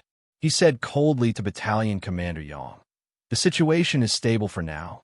Tell me about the situation here. Miss Jin saw the suspicious target at the Spring Sun Hotel at the entrance of the town. He spoke with a Honko accent and was injured. Battalion Commander Yang quickly relayed the information he received. We'll have to wait for the patient to wake up before we know the details. Turning back, his deep eyes glanced at the infirmary with the operating lights on. His thin lips pressed tightly together as he said in a deep voice, When did she learn how to deal with gunshot wounds? Her movements were quite skillful, as if she often dealt with gunshot wounds. Captain Xia, you're talking about Miss Jin, right? She's smart and has a good memory. She's been in the army recently, so she probably learned a thing or two. Battalion Commander Yang was afraid that Captain Xia, who had a cold and powerful aura, would be displeased, so he immediately said, The military doctor said she's fine. She was only allowed to go on the operating table because she knew all the medical equipment. Xia Jinyuan looked at the nervous Battalion Commander Yang and smiled. She's indeed a smart girl. The time on his watch was already 8:37 p.m. He put on his combat helmet and fastened his safety belt. He said to Battalion Commander Yang, Increase the security in the camp tonight. Don't let that girl escape. If I don't escape, do you know what those people look like? Yi Qian walked out of the infirmary and removed his mask. He smiled faintly at the tall figure who had already walked into the night. Of course, if you knew what they looked like, I wouldn't have to run out. Why did this girl, ever since he had tested her in school, she had been treating him like a little hedgehog? Xia Jinyuan turned around again and smiled at the girl who looked like a little hedgehog. His lips curled into a beautiful arc. Little girl, can you tell me? Height, appearance, characteristics. We need to know all of them. He had to go along with her. She was a girl who cared about her reputation. As a man, It was gentlemanly of him to go along with her. Yi Qian, who wasn't targeting him, ignored his gentlemanly behavior and said to Battalion Commander Yang, "Uncle Yang, please wait for a moment. I'll be there in 5 minutes." After saying that, she ran towards the dormitory where she slept. Yi Qian turned on the light, laid out the paper, and picked up a pencil. He closed his eyes slightly and recalled the scene at the entrance of the restaurant around 8 o'clock. Speeding motorcycles, glaring headlights, smiling waitresses, gloomy men, and that heavily accented "get lost." The memories in his mind froze on the faces of the 5 people, and he began to draw on his homework with the pencil. Yi Qian had drawn her face, facial features, and even her hairstyle. Her drawing speed was very fast. There was not a trace of stagnation in her drawing, nor was there any sign that she needed to erase and redraw. In 2 minutes, she had already drawn a picture. A pair of slender hands quietly took away the finished sketch for her. The owner of the hands just picked it up and looked at it carefully without disturbing Yi Qian. Xia Jinyuan's dark eyes, which were as deep as the sea, lowered slightly. He glanced at the little girl who was seriously focused on drawing under the table lamp and didn't seem to notice his appearance at all. A faint smile flitted across his eyes. This little girl was indeed good-looking. Her thick eyelashes were like the feathers of a crow. When she didn't speak, she was elegant and beautiful with a lively temperament. Chapter 65. Yi Qian's drawing skills also surprised him. He only took a second glance at the knight, yet he was able to memorize the other party's face and draw it clearly. This was truly amazing. This portrait is of a man with a Hongkou accent. He has an injury, probably around his waist. When he got off the motorcycle, he consciously covered his right waist. Yi Qian handed the sketch to Yi Qian. "There are 3 more. Give me a moment." Yi Qian, who had entered a state of concentration, had a cold look in his eyes. When he drew with the pencil, a cold light flashed across his eyes. I checked the wounded man's pistol. It was a QSE-92 semi-automatic pistol with a total of 15 bullets. Only 1 shot was fired. If this bullet hit the man with a Hongkou accent, he should still be in the restaurant and won't leave for the time being. The Type QSE-92 semi-automatic pistol used the Type DAP-92 9mm hard steel core ordinary bullet. The bullet had a low density and strong penetrative power. After penetrating a 1.3mm thick helmet steel plate at a distance of 50 meters, it could still penetrate a 50mm thick pine board. Other pistol bullets could not penetrate steel plate. Based on this, if the other party was really shot, what he had to do now was stop the bleeding and then move. Xia Jinyuan's sharp gaze was already scanning Yi Qian's face a few times. Then, he raised his eyebrows and asked with a smile, "Looks like you learned a lot in the army. You even know this. There's still 2 more portraits. Finish them in 4 minutes? Is that okay?" When he met her cold and calm gaze, Xia Jinyuan decided to use a coaxing and questioning tone to prevent this little girl from having any opinions about him. Young Master Xia, who had lived for 20 years, had always been the one being looked down upon. He never thought that in a small village, he would have to look down upon a little girl. His cold tones softened, making Yi Qian a little uncomfortable. He raised his eyes to look at Xia Jinyuan, then indifferently retracted his gaze. "The other 4 are all side faces. Let me try to see if I can get their faces. Since they're the targets, don't you have any information on them? You don't even have a picture?" Her pencil didn't stop moving. She drew on the paper with rustling sounds, but targeted questions came one after another. "Although I don't know how you arranged it, alerting the target and letting your comrades get hurt is the mistake of the higher-ups." The rest of the paintings were still being painted. Xia Jinyuan, who was beside her, was still silent. If it wasn't for his strong aura, she would have thought that he had already left. "You're right, it was my mistake. In the end, there won't be a next time," Xia Jinyuan said coldly. Gradually, his voice became low. He took the portrait from the side and drew a portrait from the front. Xia Jinyuan looked at Yi Jian in surprise again. "Every time we meet, you always give me a surprise." Rolling up the workbook, Junyan looked at her with a solemn, and cold expression. He warned, "Tonight might not be peaceful. Stay in the barracks and don't walk around." Yi Qian put down his pencil and stared at him. He frowned and said worriedly, "How did you get into the restaurant?" "Liao Jian's father is already there." "Don't worry, we will make arrangements. There won't be any more injuries to our comrades." Xia Jinyuan nodded slightly at Yi Qian. His tone was cold, firm, and solemn, as if he was making a promise. Chapter 66. His back was long and slender like bamboo, tall and straight like a pine tree. His steps were both incomparably elegant and as sharp as a sword. This was Xia Jinyuan, an elegant yet dangerous soldier. She pursed her lips slightly, stood up, and chased after him. "Captain Xia, I promised to go to my classmate's house tonight." Yi Qian, who had chased after him, turned around and disappeared around the corner of the stairs. She raised her voice and said, "I'm going out now. My classmate must be waiting for me at home." The footsteps downstairs did not stop, so Yi Qian had no choice but to chase after him again. She had to go out tonight, and Jiesen's mother was a doctor. If the target's gunshot wound needed to be stopped or treated, he would definitely look for Jiesen's mother and Annie Zhou. If he ordered the soldiers in the barracks not to let her go out, she would definitely not be able to go out. The problem was it too late to find Annie Zhou now? It had been 16 minutes since she found the target. Yi Qian, who could cross 3 or 4 steps in one step, quickly rushed from the 3rd floor to the 1st floor. She was fast, but not as fast as Xia Jinyuan. She could only hear his footsteps disappear on the 1st floor. Xia Jinyuan did not turn a deaf ear to her, but because he heard her, he needed to arrange for someone to escort her there. In order to save time, he did not stop to respond. Arrange for a sentry to escort Yi Jian to her classmates. Before he could finish his sentence, he heard the sound of footsteps behind him. Dong dong. It sounded like raindrops. How fast was this guy? Wasn't he afraid of tripping himself?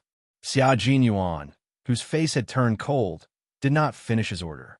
He turned around and took a step forward. Standing at the bottom of the stairs, he looked up and saw a slender figure coming straight towards him like a swallow returning to the forest. Yi Qian, who had hurried down the stairs, did not expect him to suddenly appear. She reacted quickly and took a step back. Her right hand was firmly holding onto the stairs. Based on her calculations, she could have stopped and not bumped into him. However, according to what Xia Jinyuan saw, she would definitely fall down like a swallow returning to the forest. At the same time, she opened her arms and subconsciously walked up the stairs. Very steadily, she held Yi Qian tightly in her arms like a mountain. When the sentinel walked over, he saw another scene. The woman chased after him reluctantly. The man, who was also unwilling to part with her, felt the same way. He turned around and hugged the woman. It was a completely romantic scene. Soon, Xia Jinyuan realized how abrupt his actions were. He calmly retracted his hand and smiled at Yi Qian, who seemed to be frightened. "Be careful next time. What you did just now could easily make people worry that you might get into an accident." The little girl was really thin. Her waist was so thin that he could wrap his arm around her waist. Yi Qian looked coldly at the man who calmly took a step back. He let out a long sigh and stopped himself from grinding his teeth. Looking at him, he said coldly, "I've already steadied myself. You made a mistake." In front of this girl, Xia Jinyuan felt that he was not very good with words. His thin lips curved into a helpless smile. When he turned around and looked at the sentinel again, his handsome face was cold, as if he had never smiled before. The sentinel's expression was a little strange.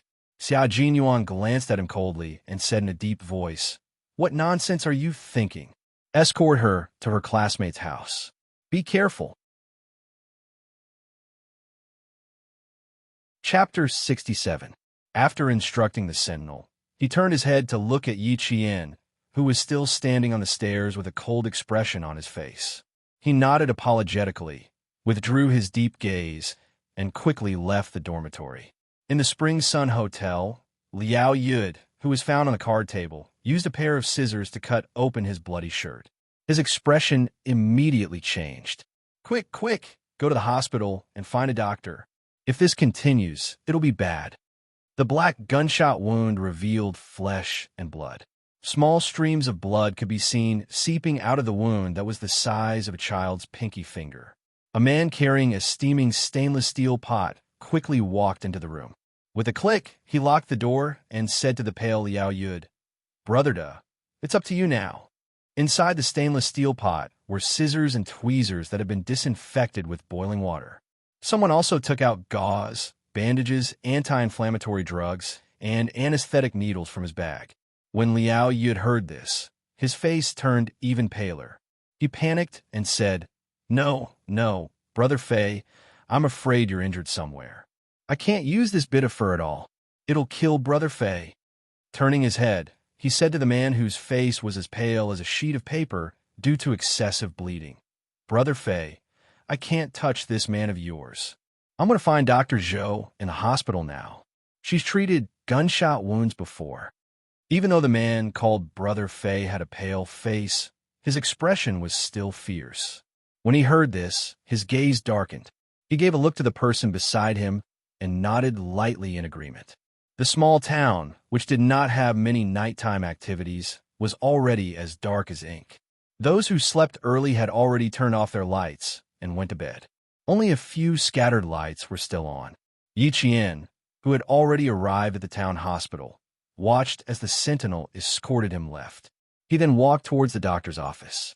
When he reached the corridor, he heard Liao Jian's father, Liao Yud, say anxiously, "Dr. Zhou, hurry up. He drank too much and climbed a tree. Who would have thought that he would fall and be stabbed in the waist by a branch? Sai, why did I get involved in this kind of thing?" Yi Qian observed his surroundings.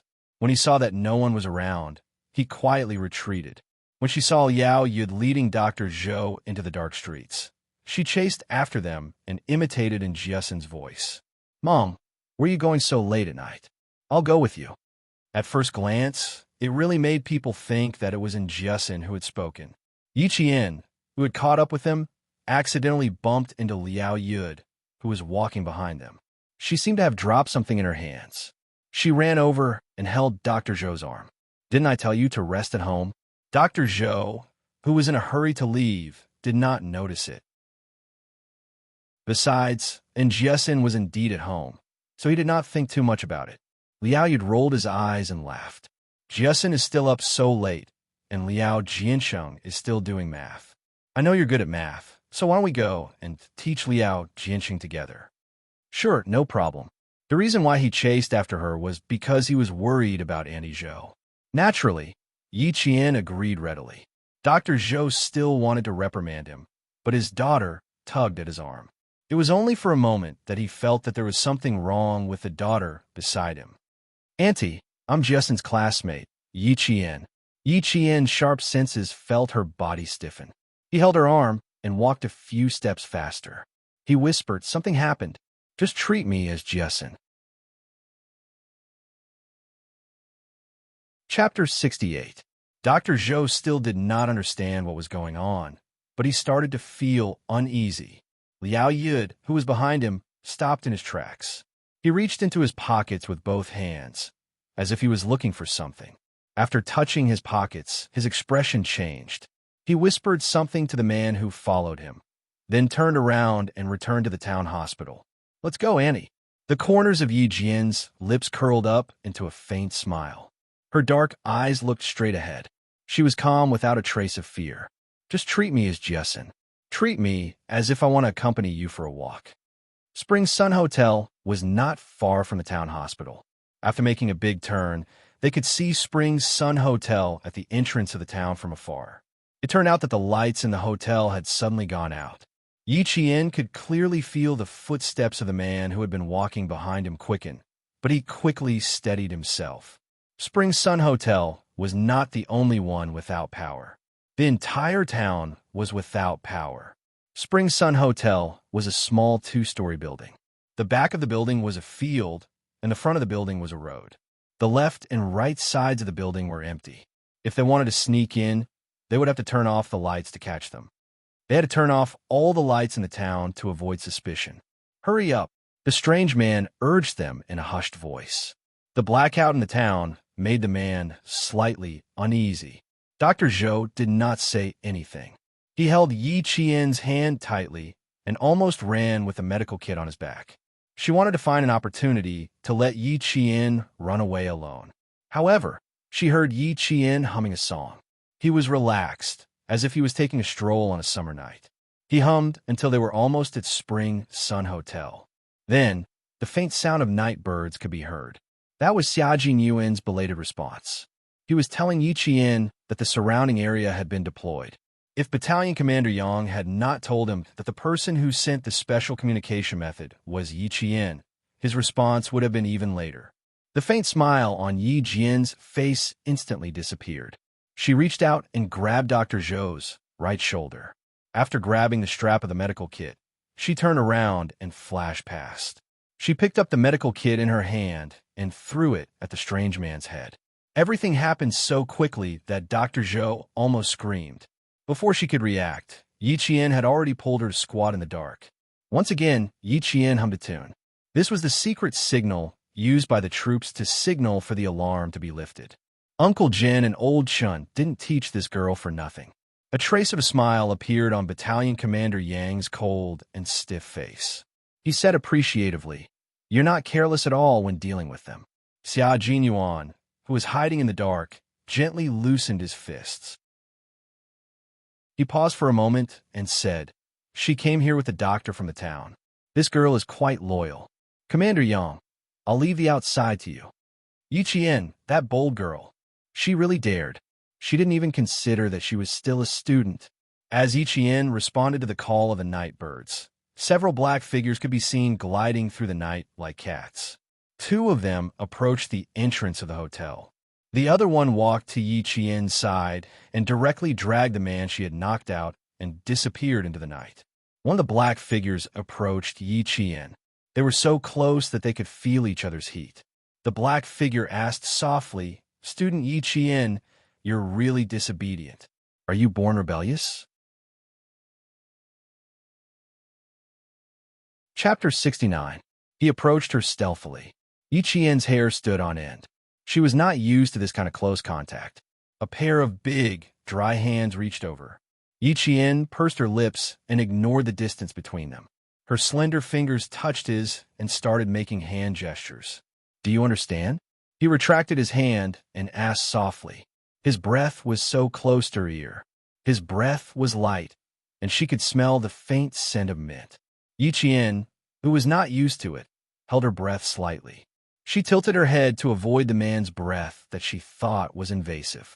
She pulled Dr. Zhou, who was squatting with her, up and said softly, "Auntie, I'll go knock on the door. I'll have to trouble you later." "Okay, be careful." Dr. Zhou could only vaguely feel that there were more people around him. He could not see clearly in the dark, but he felt much more at ease. Yi Qian raised his hand and knocked on the door of the rolling casket. "Who asked my mother to come here for treatment? Where is she? Why is the door locked? There's no one here. Let's go." After he said that, he raised his voice and said, "Mom, let's go. Uncle, you drank too much and is teasing us." Footsteps came from the silent lobby. First, the glass door was opened. When the rolling casket door was pulled up, a man's figure appeared. "What's going on? Is there a patient or not?" Dr. Zhou, who smelled of alcohol, asked. "How are we going to see if there's a power outage? Where are the candles and flashlights?" When she spoke, Yi Qian had already walked into the hotel. "It's dark. Let's wait for Uncle Yud to buy some candles before we take a look." It seemed that she could not see clearly because it was too dark. She tripped over something and fell towards the man who was standing like a door guardian.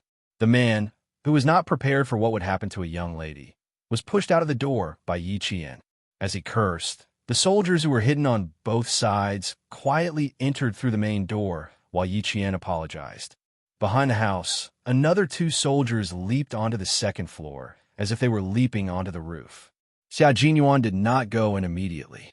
He hid in the dark and fixed his eyes on Yi Qian. He listened to her apology and heard her footsteps as she entered the restaurant. The moment the man turned around to bring Dr. Zhou in, Xia Jinyuan charged out like a cheetah. He raised his hand high and struck the back of the man's neck. "Annie, don't panic." Yi Qian gently comforted Dr. Zhou, whose fingertips were cold. He held her hand and spoke calmly into the darkness. Why didn't you light up a light? Where is the patient? Xia Jinyuan, who came in later, suddenly heard a man's voice. What are you shouting for? Wait a minute. This voice. He abruptly raised his head, and his dark eyes were filled with shock as he looked into the darkness. This voice was clearly the voice of the man he had struck unconscious. He was surprised, and so was Dr. Zhou. Footsteps could be heard from upstairs. Someone immediately said, Brother Fei, get the doctor up here. And that young lady, Brother Yud, why don't you keep an eye on her? This young lady insisted on following her mother. Why don't they go up together? It's good that she's chatting with us. Liao Yud's voice came out of Yi Qian's mouth. In the dark, it made people shudder for no reason. Xia Jinyuan, who understood the situation, did not know whether to laugh or cry. No wonder this young lady was so bold. She was really skilled and daring. Chapter 70. With Yi Qian's words, Xia Jinyuan no longer had to hide his footsteps in the dark. He assumed the role of Liao Yud and hurriedly walked up the stairs. The man who was waiting for them did not suspect anything. He took out a lighter and was about to light the way for them when he said, Doctor, take your things and watch your step. The lighter lit up for less than half a second. Xia Jinyuan, who was wearing combat gloves, reached out his hand at lightning speed to extinguish the light. At the same time, he quickly covered the other party's mouth. He stepped forward and slithered his left hand behind the man's head like a snake. After a muffled sound, the stairs returned to silence. The light flickered again. Yi Qian, who was waiting, saw Xia Jinyuan with a cold expression make a gesture to move forward. When the light went out, she held Dr. Zhou's hand and said softly, Auntie, there's one last step. The last step was to rush into the room where Brother Fei was hiding and take control of the suspect. The second floor of Spring Sun Hotel was the accommodation. There were only 5 rooms in total. Xia Jinyuan received a report from the soldiers who had infiltrated the second floor. Several waiters had been taken control of, and the target's room was locked in the second room on the second floor. Yi Qian took the initiative to approach Xia Jinyuan, who was hiding against the wall. Just as she reached out her slender fingers, they were grabbed by a strong hand, and a hand signal was sent over. Second floor, second room, 2 people. Yi Qian's voice changed to that of Unyielding. She came up and complained, If I knew this would happen, I would have brought a flashlight. Why didn't I light a candle when it's so dark? Standing in the second room, she sounded even more dissatisfied. Uncle Yid, where are you going? I brought you a flashlight. Why are you so nosy? Liao Yud's voice rang out. Then, the sound of jogging footsteps gradually faded away. The soldiers who were hiding in the dark were stunned. Xia Jinyuan pursed his lips with a cold expression. He could not help but chuckle as Unyielding talked about this person and that person. Her acting was indeed very convincing. Dr. Zhou wanted to laugh too, but he could not bring himself to do so at a time like this. He raised his hand and knocked on the door. Do you want to see a doctor? You didn't even open the door? He spoke with a town accent. Of course. Otherwise, why would I ask you to come here? This time, Yi Qian was imitating the voice of the man who had been killed by Xia Jinyuan.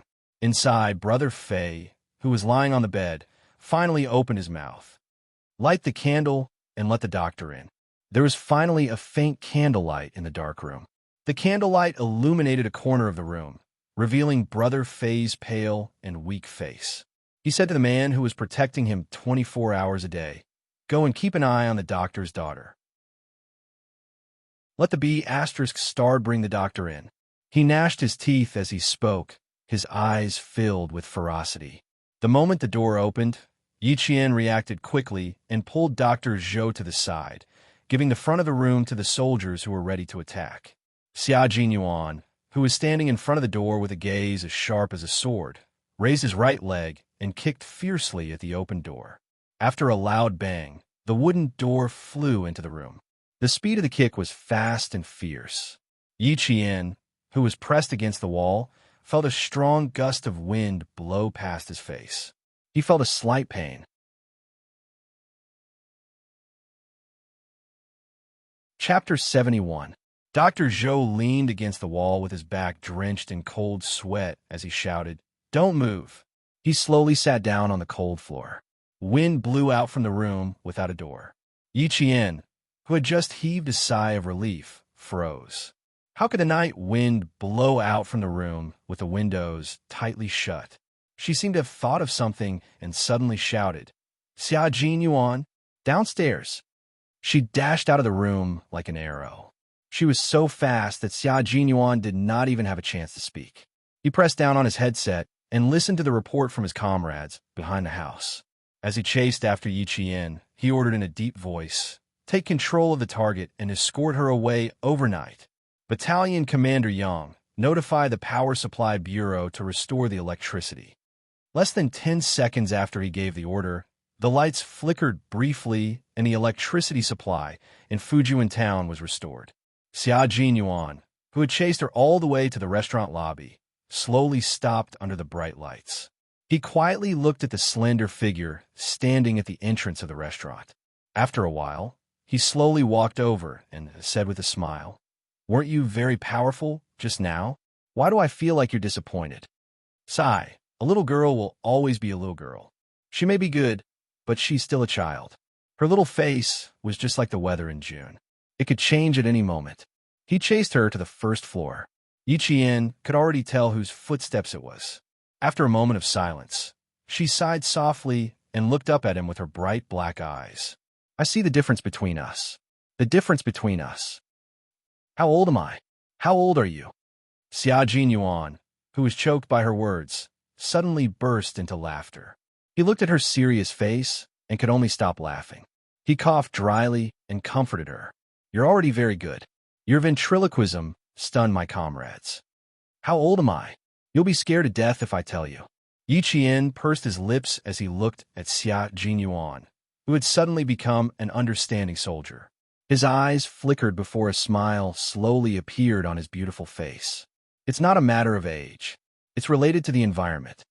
No matter what she had learned, she was still one step behind since she had never received a systematic command education.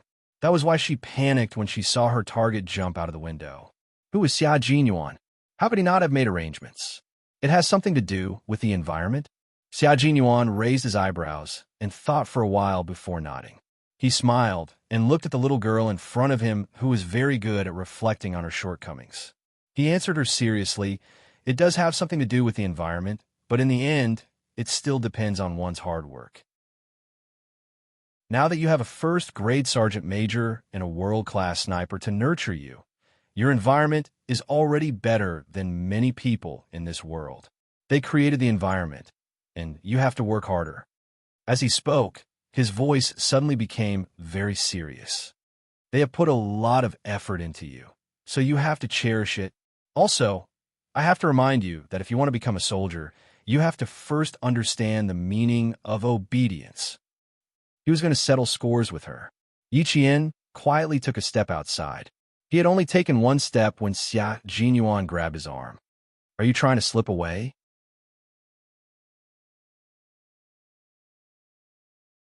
Chapter 72. Her attitude of admitting her mistake was good, but it was useless in front of him. "You ran down in such a hurry because you were worried that the target would escape. I can understand your intentions." Xia Jinyuan curled up the corners of his mouth and looked at the girl in front of him, who had a pair of starry eyes. His faint smile had a hint of banter. "Your attitude of admitting your mistake is also very good. Are you afraid that I will scold you?" "What am I afraid of? I'm not your soldier." Yi Qian, who had a cold gaze, smiled and said, "Besides, I did go to look for my classmate. I just happened to run into Annie Zhou." So what if she ran down? He had already set up an inescapable trap. There was no way he would let Brother Fei escape by jumping out of the window. He was just overreacting. Her answer made Xia Jinyuan raise his eyebrows. Then, there was a hint of calmness in his dark and cold eyes. Looking at her, his smile faded a little, and he said calmly, "If you were my soldier, Yi Qian, you would end up in a miserable state. There is a rule in military law that states that soldiers who disobey orders and act willfully will be punished with a warning, a serious warning, a demerit, or a major demerit, depending on the severity of the situation. At the mention of military law, his expression inevitably became stern. After he finished speaking, Xia Jinyuan, who had been paying attention to Yi Qian's expression, slowly smiled again. So, Yi Qian, if you want to become a qualified soldier, obeying orders is the first thing you need to learn. When he smiled, he looked even more handsome and elegant. His cold temperament also gained the elegance of a noble young master when he smiled. He was a man who could not hide his nobility, even though he was wearing a military uniform. How could he have grown up in an ordinary environment? Every place had its own people. That was why the environment was so important. Thank you for your advice. I understand. Yi Qian nodded gently and took his advice to heart. A soldier's duty is to obey orders. Headmaster Chun and Grandpa Jin had both personally said this before. However, she had placed her focus on improving her own abilities and had forgotten about this most basic awareness that she should have. The sound of footsteps could be heard. It was the soldiers upstairs. Reporting, the second floor has been cleared. Inform the police to seal off the scene. His smile faded, and a cold expression appeared between his elegant brows. He turned around, and his straight back already carried the piercingly cold aura of a soldier. Gather, withdraw. Yi Qian looked over his shoulder and saw that the soldier standing in front of him had a cold expression on his face. From his serious and meticulous attitude, he could tell that he was absolutely obedient to Xia Jinyuan's orders. Yi Qian pursed his lips slightly. A soldier's duty was to obey orders. Perhaps she understood. Yi Qian's eyes narrowed as he looked at his towering figure. A man like him would not only be able to convince his soldiers with his abilities, but he would also be able to convince his soldiers in all aspects. After everything was arranged, Xia Jinyuan let Yi Qian and Dr. Zhou out of the restaurant.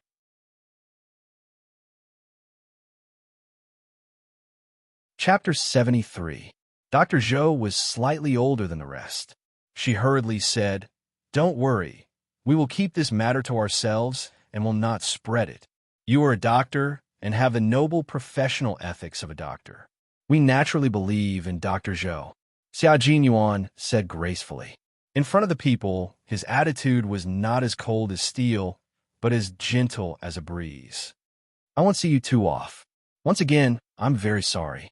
Xia Jinyuan arranged for a soldier to send Dr. Zhou away first. After she walked further away, he suddenly raised his hand and flicked Yi Qian's forehead lightly. "I didn't have time to praise you just now. You did well, little girl. You really flicked me." Yi Qian was caught off guard and was flicked directly. She held her aching forehead, and there was a slight ripple in her indifferent eyes. "This is nothing. One moment you praise me, the next moment you punish me." Xia Jinyuan was already laughing. He was a man who was very good at restraining himself. Even if he was happy, his laughter was low and shallow, and it was refreshing in the night. "You're only 14, not 40. Relax, don't show too much indifference in your eyes. 14 years old is the rainy season." I'm guessing that Captain Xia's 14 years old is not the rainy season either. There is no indifference in his eyes, but at least he looks unattainable. Facing the unpredictable Major, Yi Jian decided to give him a taste of his own medicine. Would a 20-year-old Major live a 14-year-old life like a blooming and rainy season? Was it possible? Thinking about his 14 years old, Xia Jinyuan tactfully kept his mouth shut. The girl in front of him was really smart. It was better for him to say less, in case she made him feel angina. He waved at the soldier who was waiting for his orders. Come. Send this student back to the recruit assembly camp." He was only 14 years old. No wonder Old Master Xia and Old Master Xia said he was difficult to deal with every day. The 20-year-old himself met the 14-year-old Yi Qian, who was also a difficult girl to deal with. He suddenly wanted to call back to ask about Old Master Xia and apologize. Xia Jinyuan made a phone call to Beijing after they got into the car that escorted the suspects back to the city. In the heavily guarded military compound, in a quaint military compound covered with creepers outside, a guard picked up the phone. After greeting him, he trotted upstairs and gently knocked on the door. "Commander-in-Chief, The major called and said that he has something urgent to report to you. At 10:30 in the evening, Commander-in-Chief Xia, who had always been on time, jumped out of bed when he heard the call. This guy had never taken the initiative to call. Could it be that something had happened to him and the team? What happened? As soon as he opened his mouth, he suddenly heard the words, "Old man, I'm sorry. I suddenly feel that being 14 years old really makes people worry." Commander-in-Chief Xia had the urge to smash the phone. It turned out that he had been worried for nothing. "Brat, just you wait. Old man, send my regards to old Master Xia. Also good night." Xia Jinyuan smiled and hung up the phone. Commander-in-Chief Xia was in good health and full of energy. "Brat, can't sleep in the middle of the night?" It seemed that he had to make a call and increase his workload. He was always so frivolous. Chapter 74. Xia Jinyuan had always been difficult to deal with. When he was young, he would ask all sorts of questions, and when he grew up, he would still ask all sorts of questions. It was fine if he asked, but he would always ask questions that were difficult to answer. In the eyes of everyone in the family Xia, Xia Jinyuan was the little demon king of family Xia. However, this little demon king was admitted to the military academy in one go, and had performed meritorious deeds several times. He became a major at the age of 20, becoming the youngest major in the family. With such a promising son, Commander-in-Chief Xia could be said to have swept away his previous dispiritedness. When Xia Jinyuan was 14 years old, he had always been proud and elated. This was why, even if he was startled by Xia Jinyuan's inexplicable phone call, he would not be angry. Contact Political Commissar Zhang of the Nangguang military region.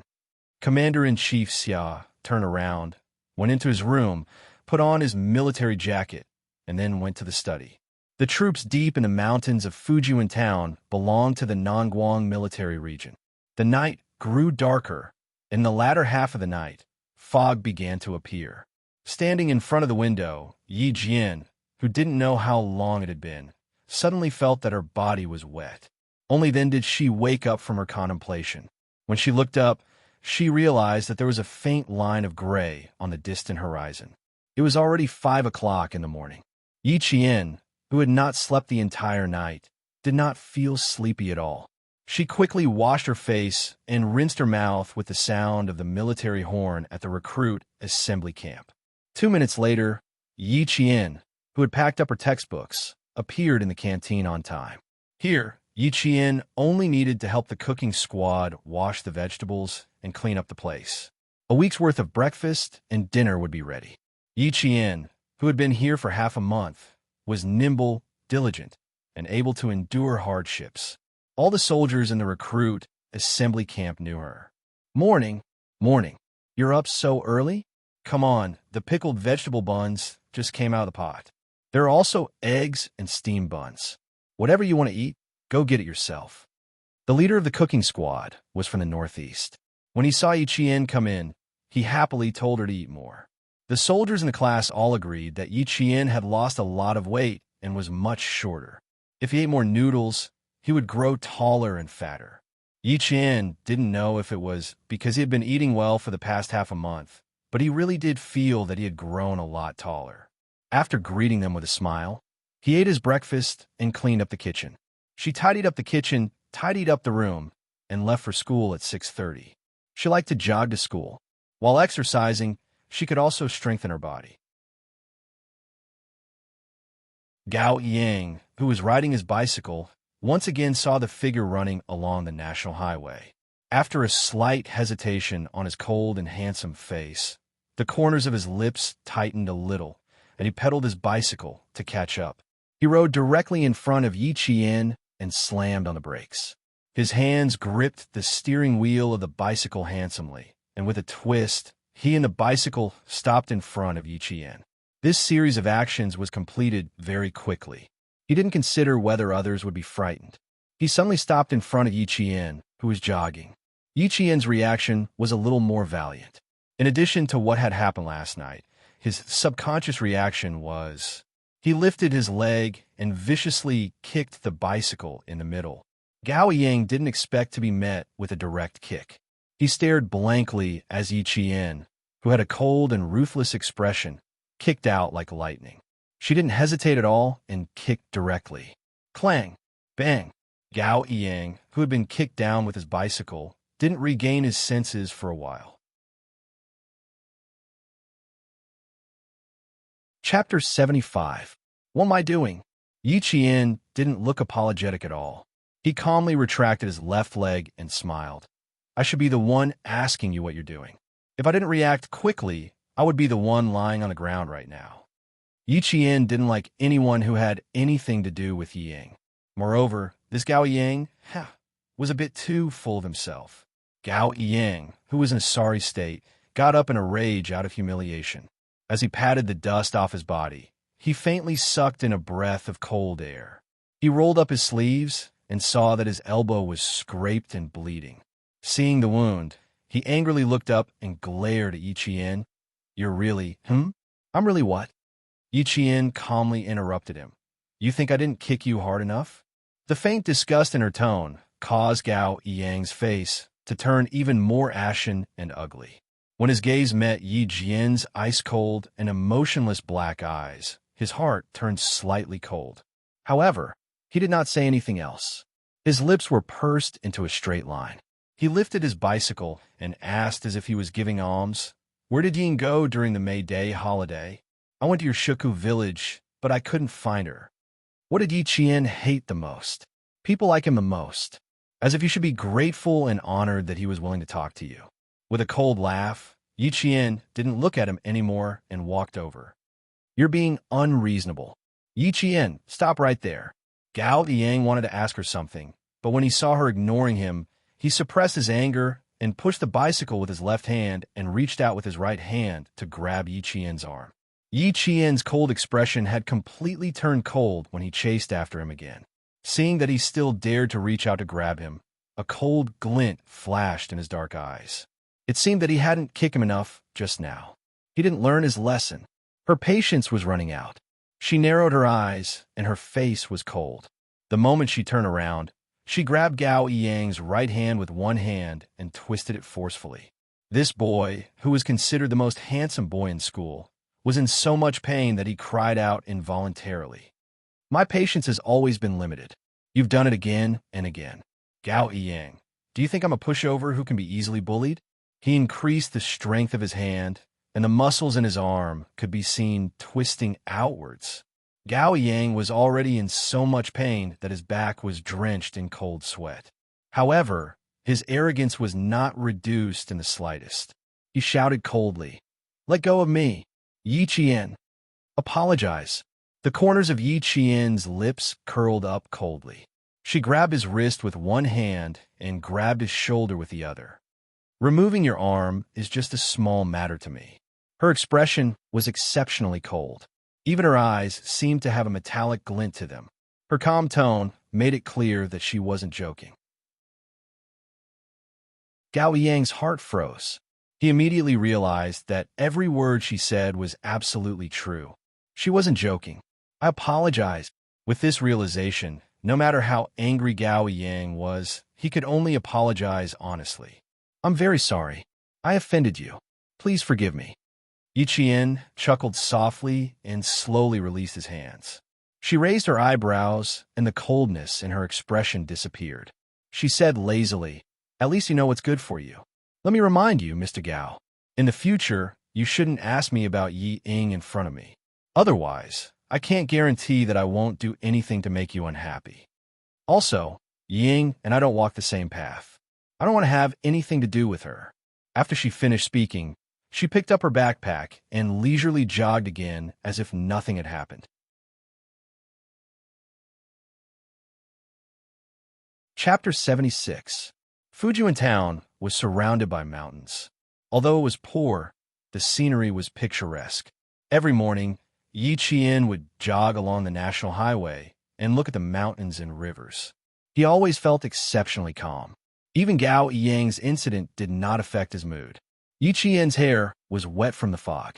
When he entered the classroom, he saw Liao Jian, who was always late, sitting in the classroom. He was not as noisy as he usually was. He was so quiet that he looked gloomy. When he heard the footsteps of a classmate coming in, his gloomy eyes faintly lit up as he looked up. When he saw that it was Yi Jian, that glimmer of light disappeared in an instant like sparks. He stood up and looked behind Yi Qian. Yi Qian immediately knew what he was doing. He was waiting for Ying to come over. His father was arrested, so he was afraid, uneasy, and anxious. It was normal for him to be anxious to find someone who could help him. Moreover, Yi Ying's father was the deputy mayor. It was normal for him to look for her. He was the one who was not normal. Since when was his relationship with Yi Ying so good that he could look for her? Yi Qian, here. I have good news for you. Yi Qian calmly looked away as his classmate waved at him. He walked over with a smile. What good news? Why are you so excited so early in the morning? The ones who arrived early were always the few who were good at studying. The top scorer in the liberal arts and science class were both present. The top scorer in the liberal arts, Zhang Na, did not wait for Yi Qian to sit down and said excitedly, "The competition for the provincial experimental high school. Which subject did you sign up for? Mathematics? Language, physics, chemistry. Oh, and English. This is an extra point competition. All second and third graders in the province can participate. Next Saturday, the teachers will come to our school. We'll sign up later." The top science student, Zhou Liao, was also excited. He had an extraordinary passion for mathematics. This time, he signed up for the competition. Zhang Na glanced at him, then looked at Yi Qian. Her eyes twinkled. She smiled and said, "Then Yi Qian, you're choosing physics? Chemistry? Anyway, you did pretty well in the physics exams these 2 times." Her words immediately put a lot of pressure on the male students who were interested in signing up for the chemistry Olympiad. Yi Qian's Chinese is pretty good too. In less than a month, Yi Qian had already made the top students in the class feel the pressure of competition. The top 3 in this competition would all get bonus points, which would be a great advantage for entering the provincial experimental number 1 middle school. Yi Jian looked up from the competition registration list and said with a smile, "Give me the pen." Yi Jian smiled and said, "Give me the pen." He bent down and looked at the application column. A string of beautiful English words that could be used as advertisements appeared in the application form. When Zhang Na saw it, she said in shock, "English? English? Would this work? We only learn English in the first year of junior high. Let's register for English first." There are instructions here that a candidate can register for multiple subjects at the same time. All the exams are not done in one go, but in batches. Yi Qian smiled and put down his pen. He looked calm and confident. "You guys go first. I'll follow," she said with a smile. The meaning behind her words made the faces of the top students somewhat awkward. Zhou Yao frowned and looked at Zhang Na. He said in a deep voice, "The exam is based on ability. Without Yi Qian, are you sure you can get into the top 3?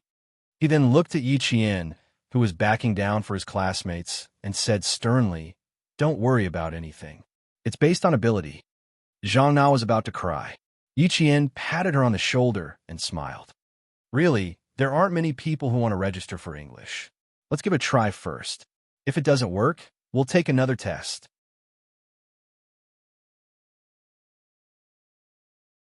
Chapter 77. I'm not bad myself, so what's there to be afraid of? Yi Qian took his registration form and returned to his seat. He filled in all the subjects except Chinese. He could definitely participate in more of these competitions, especially since his goal was to get into the provincial experimental high school. There were still 10 minutes before the morning self-study session. Liao Jian, who had been fidgeting, suddenly stood up and rushed over, making the tables and chairs squeak. Yi Ying appeared at the classroom door. If Liao Jian hadn't made the tables and chairs squeak, Yi Qian wouldn't have looked up from his politics textbook. The two met at the classroom door and saw a flash of panic in Yi Ying's eyes. She pursed her lips and said, "Go outside." She immediately turned and left the classroom, as if afraid that someone would see her. Yi Ying's expression was much easier to read compared to her previous life when she became a government official's wife. Yi Qian's lips were slightly pursed. In his previous life, He graduated from junior high school, but Ying studied in America and became the pride of Fujian Town. So much so that when he ran back to Fujian Town, he had no choice but to leave and survive cautiously. The biggest turning point of his life had passed. Then, let's see who will be king in the future. Who will be the bandit? What are they doing sneaking around? Since when can a bad student and a good student walk together? And Jiasin, who happened to bump into Zhang Bin, sat down on his seat and said in a low voice, I even saw Liao Jian grab Yi Ying's wrist. He seemed to be very excited. Yi Qian also felt that the two were sneaking around, but this wasn't what she was concerned about. Why do you care? Have you filled in the form? The Provincial Experimental High School has a competition for bonus points for the high school entrance exam. Hurry up and talk to Zhou Liao and the others. Yi Qian said without looking up from his book. He had flipped from the first page to the 11th page. And Jiasin sat up for less than 2 minutes and had already flipped to another page. And Jiasin looked at her as she casually flipped through a page. Her gaze swept from the top to the bottom. Occasionally, she paused for a moment before flipping the page again. And Jiasin looked at her suspiciously. Are you killing time? Even if she were to read books and memorize books, she wouldn't be able to do that. She would only pause on a page for a few minutes. You shouldn't spend your time like this. Let's review. Yi Qian glanced at her with a smile. He didn't explain anything and only said, You've finished memorizing everything? The last few chapters of the Constitution are a little difficult to memorize. If you haven't memorized them, I suggest you memorize them a few more times. Who knows, you might pass this time. And Jiasin was a top student in mathematics, so she was not interested in liberal arts. Hearing this, he yawned and stood up lazily. No. Also, it's not a good thing for Ying to be close to Liao Jian. You should be careful. Ying had always targeted Yi Qian, and a few weeks ago, Yi Qian had even embarrassed the narrow-minded Liao Jian.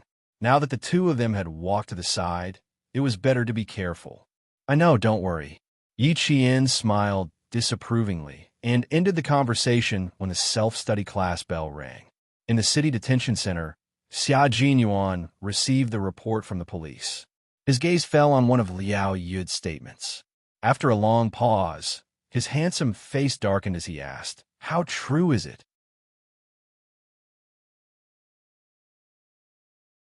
Chapter 78. Xia Jinyuan waved the statement in his hand and pursed his thin lips. His voice had already deepened. I need to make a copy of this statement. Don't inform the local police station about the missing pistol for now. Wait for my news. Liao Yu mentioned that the pistol was still with him when he went to the town hospital to look for Dr. Zhou. However, the pistol was accidentally dropped when he was at the Spring Sun Hotel. There was another important point, and Jiasin bumped into him when she ran over. That night, Yi Qian was the one who used her ventriloquism to play the roles. In other words, she was the one who bumped into Liao Yu. This little girl, it seemed that he had to go back and look for her. The Municipal Public Security Bureau agreed to Xia Jinyuan's request, but he had to give a reply within 24 hours. After all, the loss of a pistol with 15 bullets was a big deal. After leaving the Public Security Bureau, Xia Jinyuan drove the military jeep back to Fujian Town. At an intersection waiting for a red light, he inadvertently looked at the opposite side. Jun Yin, who had always been cold, smiled slightly, then turned around and parked the car on the opposite side of the road. Less than 10 minutes after getting out of the car, he walked out of the building with a bag and returned to Fujian Town. At this moment, Yi Qian was standing in the teacher's office. Her gaze was cold as she looked at her homeroom teacher. After she said a bunch of nonsense, she smiled and said, Teacher Ku, don't worry. Although I'm young, I know how to act according to my ability. Since I've applied, I'm confident that I'll pass. You're my teacher. Shouldn't you have more confidence in me? Teacher Ku snorted when she submitted the competition form from the Provincial Experimental High School. Faced with her calm reply, Teacher Ku, who was about to vomit blood, said coldly, Physics, chemistry, mathematics, and English. Do you think you're a genius? Apply for everything. It's fine if you embarrass yourself in school, but don't embarrass yourself outside. To Teacher Ku, Yi Qian was like a fishbone stuck in her throat. She couldn't spit it out or swallow it down. She had to face it every day and felt terrible every day. I'm the one losing face. What does it have to do with you? Yi Qian spoke and smiled. Ming Yan's dimples were even calmer and gentlemanly than a teacher's. Her bright eyes were smiling as she gazed at her own teacher. Her attitude, which was neither servile nor overbearing, made the other teachers have a good impression of her. Yi Qian had originally thought that as long as he could get into the top 3 in one subject, the rest of the competition would just be for fun. Now that Teacher Ku was deliberately making things difficult for him, he smiled faintly and made up his mind. If he wanted to take the exam, he would do it to his heart's content. She really liked face-slapping now. Mr. Ku threw the registration form into the drawer and snorted with a straight face. You've never listened to my advice. You're so arrogant that you're throwing your face outside. What else can I say? Hearing what she said, they all laughed and said, Teacher Ku, if there is such a student in my class who dares to rush forward, I will burn incense every day. You must be happy in your heart. That's right. It's a good thing that students are motivated. As teachers, we have to support them. If they really do well in the exam, won't they bring glory to you and the school? Her colleague's words made Teacher Ku feel even more bitter. If it were any other student, she would be happy.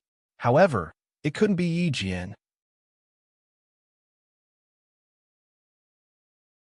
Chapter 79. However, Yi Qian was not affected by her at all. He carried his backpack and walked out of the school gates leisurely. Just as he was about to jog back to the recruit camp like he always did, he heard the sound of a car horn. This was also the signal used by the soldiers when they were driving. Others did not know, but when she heard it again, she immediately looked over. Get in. Xia Jinyuan stuck his head out of the car window and waved at Yi Qian, who had stopped in his tracks. Why are you still standing there? I'll send you back. Little girl, you even know about the automobile soldiers. Don't tell me you've learned all the ways to contact each other in the army?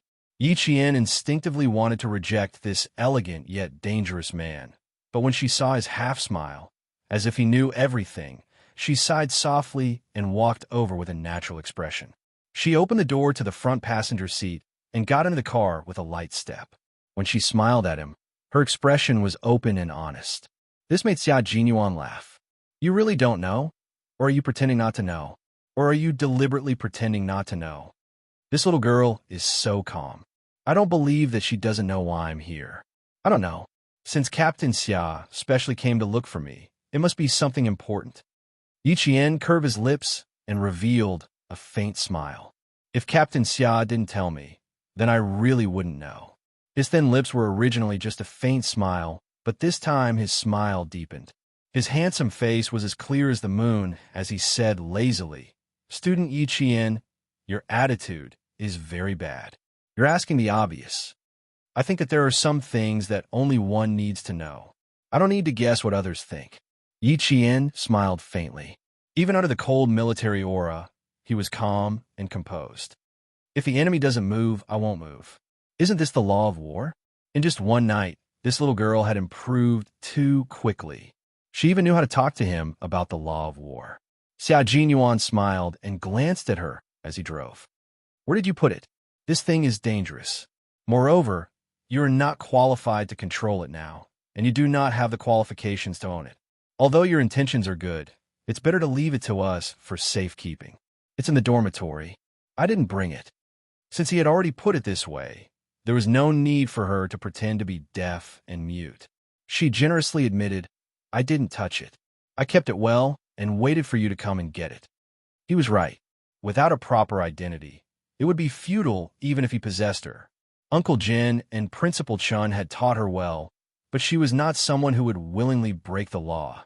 Moreover, she really didn't care about that gun. He returned to the dormitory and took out a pistol from the bottom of the shoe cabinet. He returned in less than 3 minutes. The car was parked outside. It turned out that Xia Jinyuan, who was sitting in the car, was talking to Principal Chun.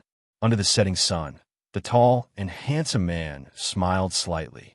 He nodded slightly to Principal Chun, who had said something, and said, Then we'll be back tomorrow afternoon.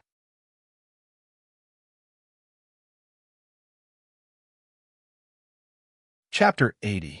Go to the city to buy a few sets of test papers. If not tonight, come back tomorrow afternoon. That was making a mountain out of a molehill. Most importantly, she did not want to travel with Xia Jinyuan at all. She was rejecting him wholeheartedly. How could the perceptive Xia Jinyuan not notice? However, going to the city was unavoidable. He had to take her to the Public Security Bureau to identify her. Xiu raised his eyebrows slightly. The smile on his face was a little reckless. I started driving when I was 11 years old. It's been 9 years since then. So, you can rest assured. When he spoke to Principal Chun, his carefree attitude disappeared and was replaced by a serious expression. Uncle Chun, don't worry. I promise to send you back safely tomorrow afternoon. Yi Qian was still in a daze, even after the car had driven dozens of kilometers. She sat there with a cold expression and did not even look at him. Xia Jinyuan was not angry. Instead, he glanced at her from time to time. Xia Jinyuan waited until the car drove out of the winding national highway in the mountains and got on the highway to the city. He then said slowly, "It seems that I have offended you again. Your little face is as tense as a bullet." "I'm not angry. I just don't want to talk to you." Yi Qian rubbed his eyebrows and leaned against the pillow. He said indifferently, "I gave you the gun. Why do you have to make me go to the city? Moreover, you didn't ask for my permission before this." So that was the reason. Xia Jinyuan smiled and apologized to her. "I didn't need to take you to the city. I'm really sorry for not telling you in advance. But, Captain Xia, I don't like someone making decisions for me when I don't know anything." Yi Qian interrupted him rudely. He turned his head and looked at him coldly. "I really don't like it." At this moment, Xia Jinyuan realized that he had stepped on this girl's minefield. The smile on Junyan's face faded slightly. When he spoke again, his clear voice was filled with absolute respect for Yi Qian. "I'm very sorry, Yi Qian. I only cared about considering things from my own perspective and did not consider your feelings. That's right. I can't look at this little girl as if she's a minor. I have to treat her as an adult. About the pistol, I still need you to go back to the Public Security Bureau with me. Don't worry, you won't be implicated. If the Public Security Bureau wants to know where the pistol went, they need a record. The Municipal Public Security Bureau only gave me 24 hours, so I have to take you back tonight," Xia Jinyuan said seriously, explaining the whole thing very thoroughly. And his apology and respect made Yi Qian understand his position. Although his expression was still cold, at least they could continue the conversation normally. "I also need to apologize. I should have handed it over in time." Yi Qian was not an unreasonable person. On the contrary, she had a very clear personality. Actually, when she heard that he had to go to the city, she had already guessed something. The coldness she displayed was only to let the other party know what her persistence and her principles were. Her predecessor had suffered a loss because of her lack of persistence, so she had been defeated her whole life. In this life, she had to let everyone who knew her know that she had her own persistence and principles. No one could change her.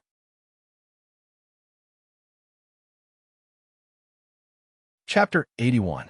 They set off at 6 in the evening and didn't enter the city until 11 at night. Xia Jinyuan looked at the city's night sky. There were flashes of lightning in the clouds at the end of the sky. It seemed that there would be a heavy rainstorm in the sky. He didn't wake up Yi Qian, who had already slept for a few hours. He smiled and drove into the gas station. When the car stopped, Yi Qian woke up with a start. His eyes were clear, and there was no hint of drowsiness in them. This was a sign of alertness. The moment he opened his eyes, his mind was absolutely awake. Looking at the flashing clouds in the sky, Yi Qian frowned and said, "There's going to be a storm. How long until we get to the police station?" "We'll be there in 20 minutes. The bathroom is in front, and the convenience store is next door." After turning off the engine, Xia Jinyuan took out his wallet and handed it to Yi Qian. "We need something to fill our stomachs. The police station is famous for being stingy. We won't even get a meal when we get there." He was indeed hungry. Yi Qian took the black wallet that still had his body temperature and went to the convenience store. He bought 2 bottles of milk and 2 packets of wafers and walked out with the bags. In front of her, a man and a woman pushed the door open, talking and laughing. Yi Jian had already retreated to the side, But the man who was flirting with the woman did not avoid her at all. His shoulder directly bumped into Yi Jian. A faint smell of gunpowder wafted over. Yi Jian saw a small black handle in the man's flip sports jacket. It was a Ruger KP-94 handgun made of stainless steel and fired 9 by 19 millimeters bullets. Yi Jian could tell what kind of gun it was just by looking at the handle. The unique characteristic of the gun was that its parts, from the sleeve, barrel, handle, and socket holder, to the small parts inside, were all made of stainless steel. Illegal gun possession. Yi Jian couldn't help but take a second look. As soon as they walked out of the convenience store, a flash of lightning appeared in the sky, followed by a sudden clap of thunder. The power of nature instantly shook people's hearts. The torrential rain fell without warning. Pa, pa. The sound of the rain hitting the ground could be heard. In the blink of an eye, the entire city was shrouded in a curtain of rain. When Yi Jian returned to the car, he whispered to Xia Jinyuan, who had gotten into the car after him, "I met a man and a woman in the convenience store just now. The man had a Ruger KP-94. I've memorized his appearance. Do you have a pen and paper? I can draw him for you to see." After a pause, he continued, "The man looks a little similar to Brother Fei. The only difference is that he's a little younger. The way he speaks doesn't sound like a Chinese. Instead, he sounds like he grew up overseas." Xia Jinyuan, who was about to start the car, took out a pen from his pocket. Then, he turned around and easily picked up the plastic bag on the back seat. He took out a book from the bag and flipped to the last page. He pointed at a blank page and said in a deep voice, "Draw it and show it to me." His slightly cold voice sounded even colder and fiercer in the sound of the rain. Brother Fei has always had contacts overseas, but they haven't been able to break through yet. Short hair, a scar on the left ear. Yi Jian took the pen and started drawing on the blank page. He first drew the characteristics, then the facial features. Next, he noted the height, approximate height, what kind of clothes they wore, what kind of shoes they wore, and even the color of their socks. In the convenience store, after the man with the strange accent asked some questions, he bought 2 packs of cigarettes and walked out with a sexy woman in his arms. He didn't immediately get into the car. Instead, he looked at the sudden torrential rain, and a trace of malice flashed across his face.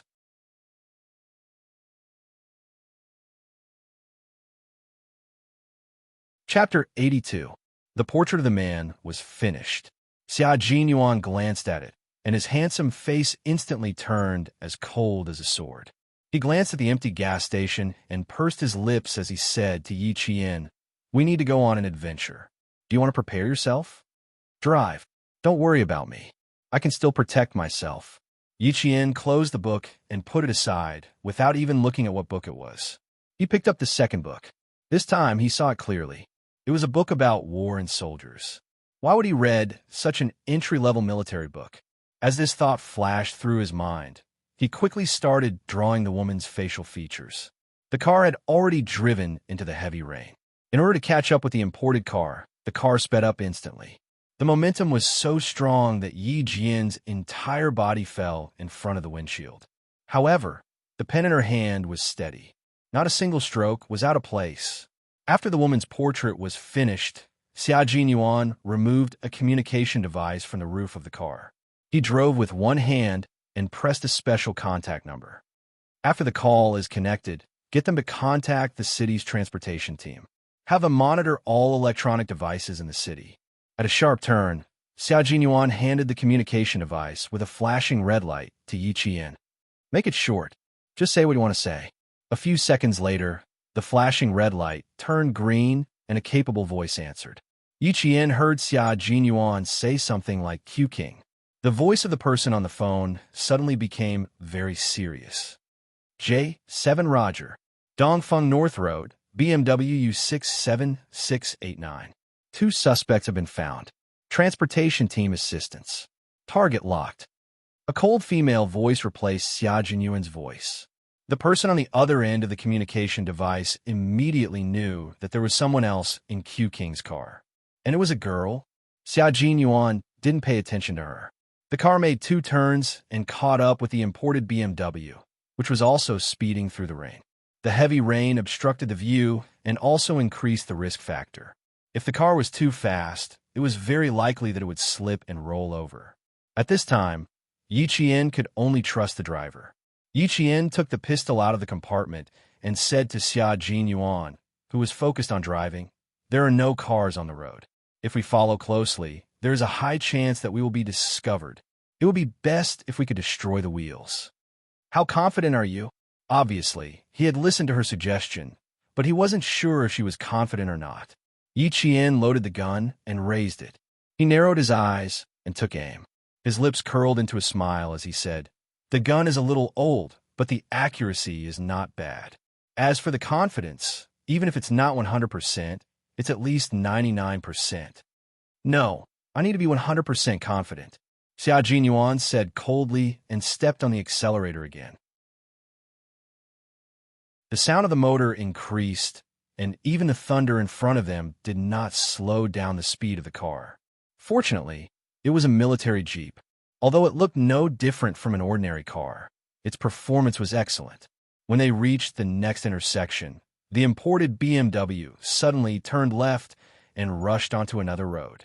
J7's voice came from a communication device. "The target car has been locked. It is now entering Princess Road. Q King, please note that there are factories under construction north of Princess Road. There are no surveillance devices at the moment." They needed to force the imported BMW onto another road. They definitely couldn't go north of Princess Road. Yi Qian looked at the road sign that flashed by. His delicate lips pursed and his eyes darkened. "It's too late. We have already entered Princess Road. The target has been discovered."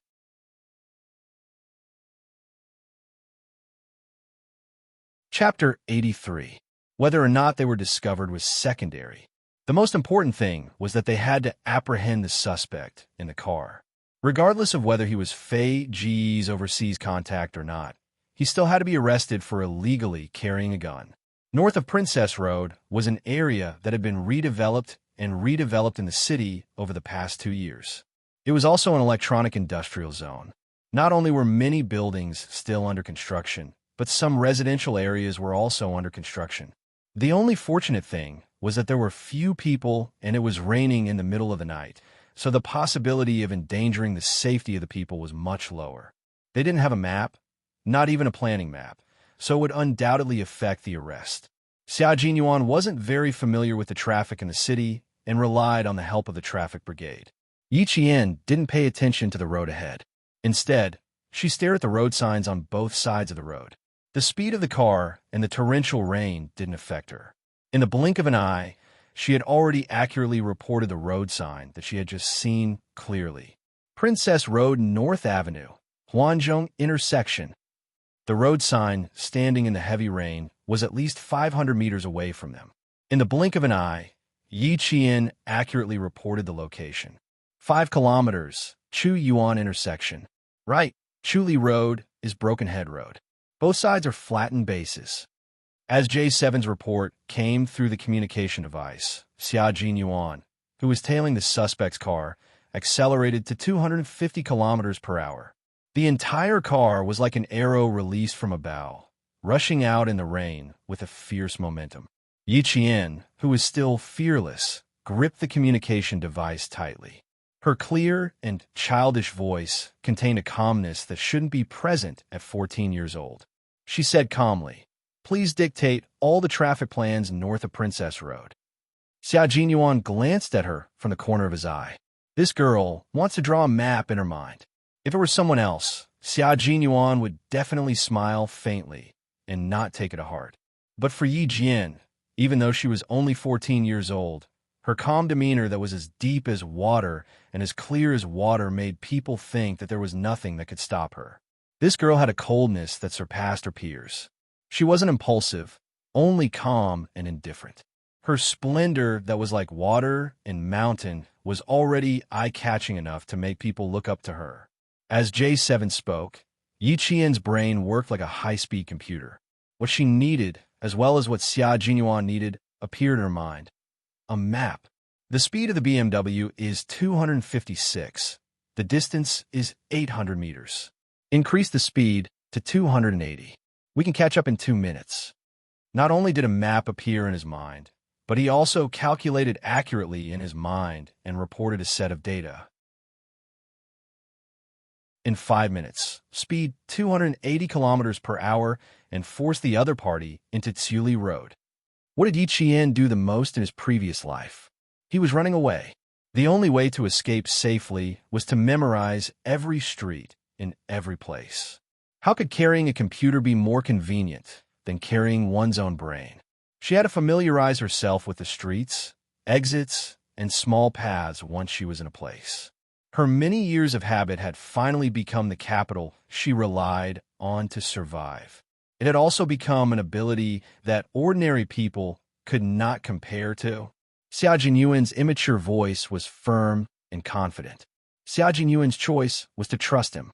Remember, Yi Qian, I need you to be 100% sure. Xia Jinyuan reiterated again and began to increase the speed of the car.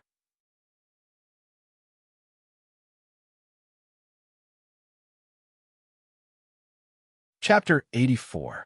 The maximum speed of the modified military jeep was 290 kilometers per hour. If it reached 280 kilometers per hour, the slightest problem at the front would cause the entire car to overturn. The corners of Yi Jian's lips curled up slightly as she said indifferently, 100% confident. If you believe in it, then I believe in it.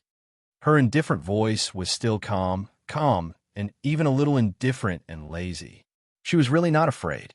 Facing the possibility of death, she would face it calmly. Xia Jinyuan's lips curled up, and his dark eyes were full of admiration for her. This little girl is really not bad. Old Master Jin and Uncle Chun had put in so much effort to cultivate her. Their foresight was indeed unique. A piece of unpolished jade had already been polished to the luster that a piece of fine jade should have. There was no need to doubt whether this little girl could make a name for herself. He absolutely believed that she would succeed in the future. 256 kilometers per hour, 260 kilometers per hour, 270 kilometers per hour. Yi Qian stared at the changing speed on the dashboard and tacitly agreed that it had reached 60 seconds. Under Xia Jinyuan's calm gaze, the distance between the car and the speeding BMW narrowed. In the BMW, the sexy girl turned her head to look at the Jeep that was about to run parallel to them. There was no fear on her beautiful face. Instead, she giggled and said to the man driving, "Jason, they've caught up. It looks like they won't let go." I couldn't ask for more. The man laughed out loud, and his cold face was filled with madness. They actually lost so many people in such a small place. If I don't teach them a lesson, how can I quench my anger? The girl's laughter grew louder. Her hand with bright red nail polish gently stroked Jason's thin face. There was a trace of coldness in her beautiful eyes, like that of a venomous snake. Jason quickly glanced to his left, gritted his teeth, and cursed, "Damn it." Without slowing down, he made a sharp right turn and rushed into Chu Yuan Road. The tires screeched against the ground, and water splashed everywhere. Under the high pressure, the water was compressed into mist, instantly blurring the line of sight of the cars behind. The two cars sped up to the highest speed on the empty road. They were both ruthless and willing to risk their lives. Yi Jian loosened the safety buckle on the front passenger seat and bent over to the back seat. She looked like a soldier who had calmly walked onto the battlefield. She was counting softly with a cold expression on her face. 1, 2, 3. The car window was lowered, and the rain poured into the car. In a second, Yi Qian's face and hair were all wet. With a cold expression, she stuck a loaded pistol out of the car window. At the same time, Xia Jinyuan accelerated to 290 kilometers per hour and rushed in from the right side of the BMW. This was the second time the two of them had worked together. With the prior communication and the trust they had built, the tacit understanding throughout the entire process was as natural as flowing clouds and flowing water. Yi Qian aimed at the BMW's rear wheel. Her dark eyes were filled with cold tears. The speed of the car, the impact of the wind, the impact of the drag. The string of numbers flashed through her mind like jumping cymbals. Then, she fired without hesitation. Compared to the sound of thunder and torrential rain, The sound of gunfire seemed insignificant. After a bang, sparks flew everywhere. The BMW, whose tires had been shot, lost control and flipped to one side. It made an ear-piercing sound of metal rubbing against each other as it spun toward the construction site on the right side of Chu-Yuan Road.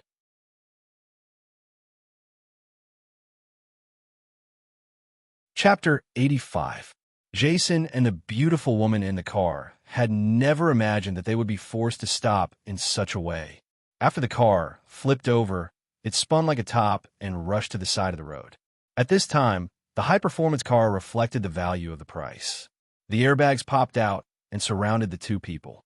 Even if the sky and earth were turned upside down, at least their brains were not damaged. Moreover, the car was going straight towards the foundation of the car. In the heavy rain, the foundation of the soil had become exceptionally soft, which obstructed the strong spinning force and protected the people in the car. The reason Yiqian climbed to the back was because the two of them agreed that when the right side of the car was hit, the driver would quickly do something that would benefit him if there was no way to turn the steering wheel towards his left side. Reality proved that this was indeed the case. Behind the car was a scene of sparks flying everywhere, but inside the car, Yiqian closed the car window again, put away his pistol, and wiped the rain off his face. Qingyan's face lit up with a faint smile. Done. I'm 100% sure. She wouldn't gamble on anything that wasn't 100% certain. Gambling was something that needed to be judged according to the situation. Why should she gamble on something like this, which was completely dependent on her ability? Xia Jinyuan, who had already stepped on the brakes, turned the car around and returned to the scene after the car had traveled 200 meters due to inertia. Hearing this, she raised her clear voice and said happily, "Well done." It was so beautiful that it was impeccable. The car stopped in the heavy rain. Xia Jinyuan didn't immediately get out of the car to check. Instead, he said to Yiqian, "With your ability to adapt, it shouldn't be too difficult for you to drive." If anything happened, she could still drive away immediately. As a soldier, Xia Jinyuan was used to arranging an escape route. As Yiqian raised his eyebrows slightly, he had already started explaining how to start the car and how to drive. Refuel, brake, one to go, the other to stop. You can control the steering wheel yourself. Turn left, turn right. Listening to his explanation, Yiqian sighed softly in her heart. She thought to herself, this is probably the most irresponsible driving instructor in the world. It's obvious that he's leaving the students to fend for themselves. You mean, you get out of the car, and I'll watch from the parking lot. Yiqian sat there patiently while looking out the window. However, he didn't intend to let him go. He looked at him with a faint smile and said, "I don't think this behavior is out of responsibility for my safety. Captain Xia, we have fought together twice. We can't be considered comrades, but we can still be considered partners." Yiqian did not say anything else. He believed that with his intelligence, he would definitely understand what he was trying to say. How could he not understand?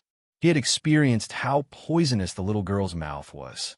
However, when it came to such matters, Xia Jinyuan kept the faint smile at the corner of his lips and spoke in a cold tone as if he was speaking to his own soldiers. "Yiqian, I order you to stay put and wait for further orders. Apart from being a business partner, you are also a student. Even though I have seen your ability and strength, I am a soldier. You are a soldier, and you are a student. Soldiers protect the country, and the meaning of home is you, your family, your friends. You. This is my duty, and it is also our principle as a soldier."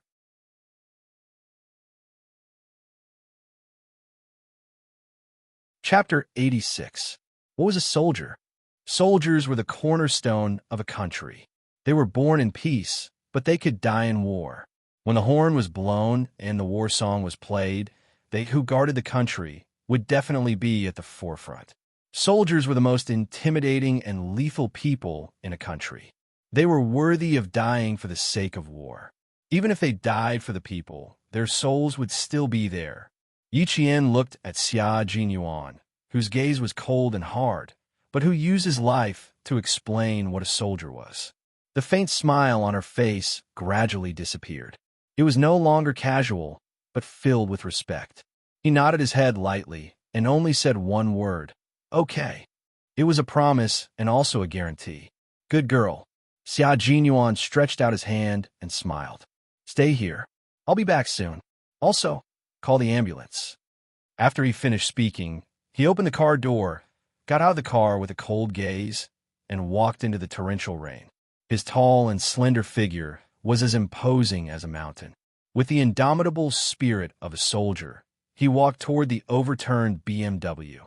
Yi Jian quietly looked at the back view that was as majestic as a mountain. She hummed softly, "You won't know me in the age of white pigeons flying. My name isn't as prominent as the stars. In the days when the smoke of war is gone, you won't pay attention to me. My story will be drowned out by the song." In the most dangerous times, there is always a group of people who rush to the front and shielded you from the wind and rain. Major Xia Jinyuan, who had rushed into the rain, was one of the members of that group. After dialing 120 for the ambulance, Yi Qian, who stayed in the car, felt that time was passing very slowly. He was suffering. He quietly looked outside and watched Xia Jinyuan, who was bending over to check the situation inside the car with a flashlight. The rain had already soaked him, but it didn't affect his cautious actions. After checking, he climbed to the car door that was facing the sky.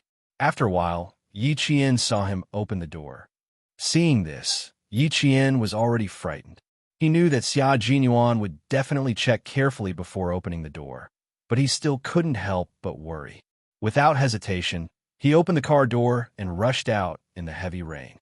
She just walked over and stood behind the car. She raised her head and didn't even blink when the rain poured into her eyes. Her dark eyes looked at the man standing on top of the platform, who was as imposing as a god. She said softly, "The relationship between the people and the people is as thick as water. Comrade soldier, occasionally, as civilians, we can also be your backing. Isn't that right?" At the very least, she would stand here and watch for him. Once there was danger, he would rush forward without hesitation. "Protecting us is your unshirkable responsibility. Then, please allow me to contribute my meager strength to you." The girl's voice was not loud. It was clearly as light as dripping water, but it carried a power that could penetrate stone, allowing him to clearly hear every word she said. Those clear and calm eyes quietly looked at him. In her eyes, he had already seen the most beautiful scenery in the world. His thin lips slightly raised, Xia Jinyuan smiled and said, "You're a very stubborn partner. I really have no reason to reject you." The first person to be dragged out was the beautiful woman who had fainted. In her hand, she was holding a delicate and small pistol, which was obviously specially made in the military factory. The gun was confiscated, the bullets were removed, and the person was dragged to the side. Yi Qian, who was standing in front of the car, shone his flashlight so that Xia Jinyuan, who had already entered the car, could easily drag out the other suspect. Seeing that the unconscious man was about to be dragged out, Yi Qian suddenly felt a chill run down his spine.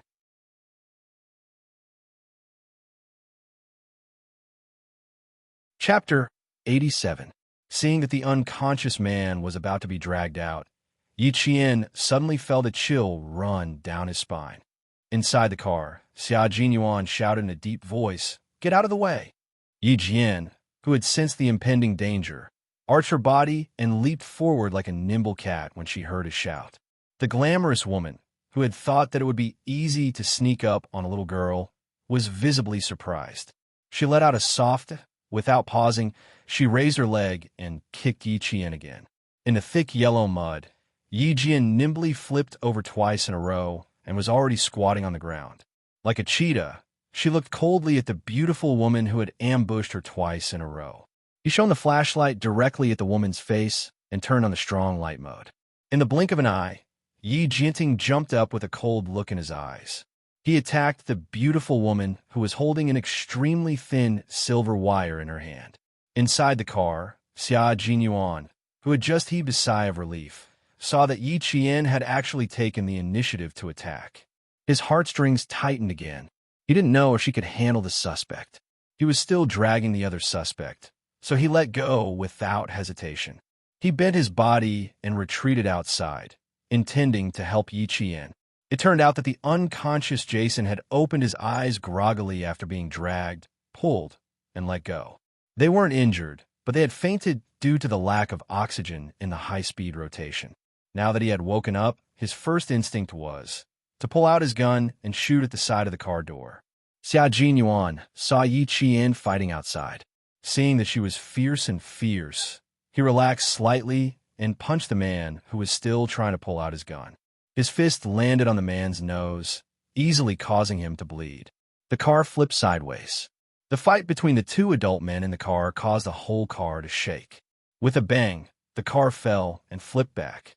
The tremor made Yi Jian feel as if the entire ground was trembling.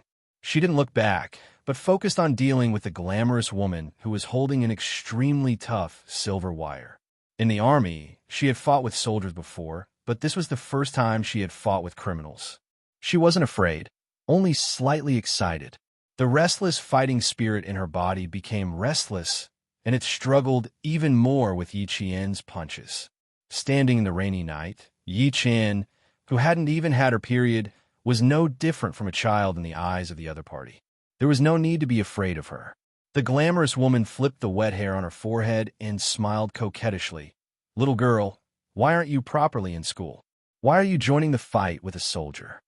I'm not your teacher. Little girl, you're really unlucky to have met me." As she spoke, she narrowed her eyes slightly, and a trace of coldness flowed out from the corners of her eyes. The silver wire in her hand, which was made of a special material and was usually used as a hair band, was gently pulled between her two hands. Yi Qian seemed to hear the zhung-zhung sound of the silver wire. The corners of Yi Qian's mouth curled up slightly. Although he was small, his aura was not small. He smiled coldly and said, "Sister, you're old, and I happen to be the kind of person who doesn't want to respect old people. So, you're really unlucky to have met me."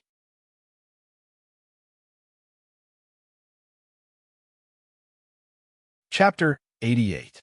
It was raining heavily, and under the dim yellow light of the street lamps, the woman in front of him still had to tidy up her messy hair from time to time. It was obvious that she paid a lot of attention to her image. Usually, people like her had a common problem. They were only allowed to call her young but not old. Calling her old was like stepping on a landmine. It would explode with one step. As expected, the woman's expression immediately twisted when she heard that. Her delicate makeup was washed away by the rain, and her expression was so twisted. She really wasn't a young woman. "Little girl, you're asking for it." The woman took a step forward with her long legs, pulled the silver wire in her hand, and wrapped it around Yi Qian's neck.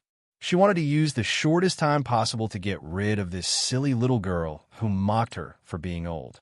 This was a woman who was used to killing people and had no sense of guilt. Her indifference to human life could be seen from her twisted expression.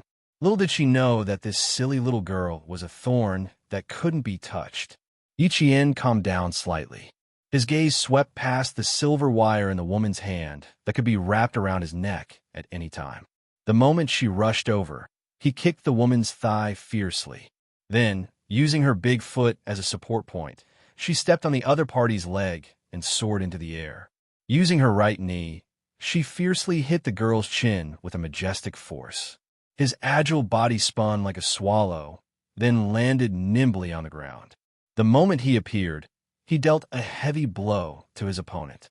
If Xia Jinyuan didn't want to capture Jason alive, he would have clapped his hands and cheered. The beautiful woman was hit by Yi Qian on the spot. Her chin hurt as if her bones were fractured, and she saw stars in front of her eyes. "Damn it, I'm going to kill you today." Knowing that she had underestimated her opponent, the woman covered her chin and spat out a mouthful of bloody phlegm. She looked at Yi Qian warily and took off her tight denim jacket. Yi Qian was someone who wasn't afraid of threats. He wasn't afraid in his previous life, and he definitely wouldn't be afraid in this life. Hearing this, her delicate lips curved slightly. "I don't think there's a chance that you can kill me. If you don't believe me, you can try." He purposely added a hint of provocation in his words. His gaze was locked on the silver wire in the other party's hand that occasionally flashed with a cold light under the street lamp. Her gaze was heavy and cold. In the rain-stained face of Ming, Yin contained a ruthlessness that did not match her age. When the girl, who was originally extremely confident, met her gaze, it made her heart tremble for no reason. If we can win, then we don't have to give them a chance to rebuild their confidence. While Uncle Jin's words echoed in his mind, Yi Qian, who had seen clearly and remembered how his opponent nimbly pulled the silver thread in his hand, was like a cheetah in its first battle. It flashed its sharp claws and attacked again. Although it was his first battle, he had trained with the elite soldiers in the army. Perhaps it was because she had been tainted with the ruthlessness of a soldier in battle, but her clear eyes were also filled with ruthlessness. The best defense was an offense. If she was confident that she could win, then she had to win beautifully. Next to them, Xia Jinyuan, who had just finished the fight, knocked out the suspect and tied him up with clothes. Then, he looked at the ruthless girl with interest.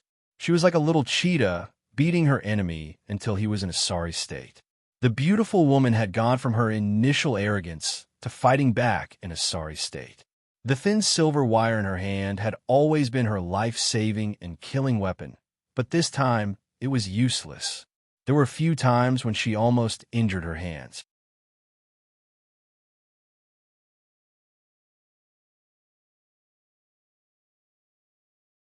With a smile, Yi Qian let go of the girl who was still screaming in pain. She clapped her hands and said indifferently, "There's one more thing." She paused intentionally, and there was a hint of ruthlessness in her smile. "I don't know how to kill." The smile on Xia Jinyuan's thin lips faded slightly. Then, with a hint of heaviness in his voice, he sighed softly and said, "If possible, no one wants to learn how to kill. Little girl, you. But as long as I walk down the path that Captain Xia once walked, I think learning how to kill is only a matter of time." Compared to the heaviness in his voice, Yi Qian was clearly much more relaxed.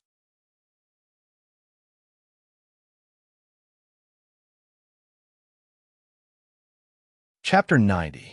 The reason why she was so relaxed was because she had come to terms with her past and knew what her goal was. Yi Qian looked up and smiled. "What's there to be afraid of? Even if my hands are stained red with blood, if I kill, to protect the peace of the country." Principal Chun and Master Jin had always taught her that, in order to protect the peace of the country, and to protect the dignity of the country, even if her hands were stained with blood and she became the target of the enemy, what was there to be afraid of? Xia Jinyuan, who did not speak immediately, patted her shoulder gently. He stared at her with his deep dark eyes and said word by word, "Student Yi, remember what you said tonight. When you have a legal gun license, I look forward to fighting alongside you again." Because he said that she did not have a legal gun license, she did not shoot the suspect in a dangerous fight just now, even though she had the opportunity to shoot him dead. From this, he could tell that this was a girl who could restrain herself and had light in her heart.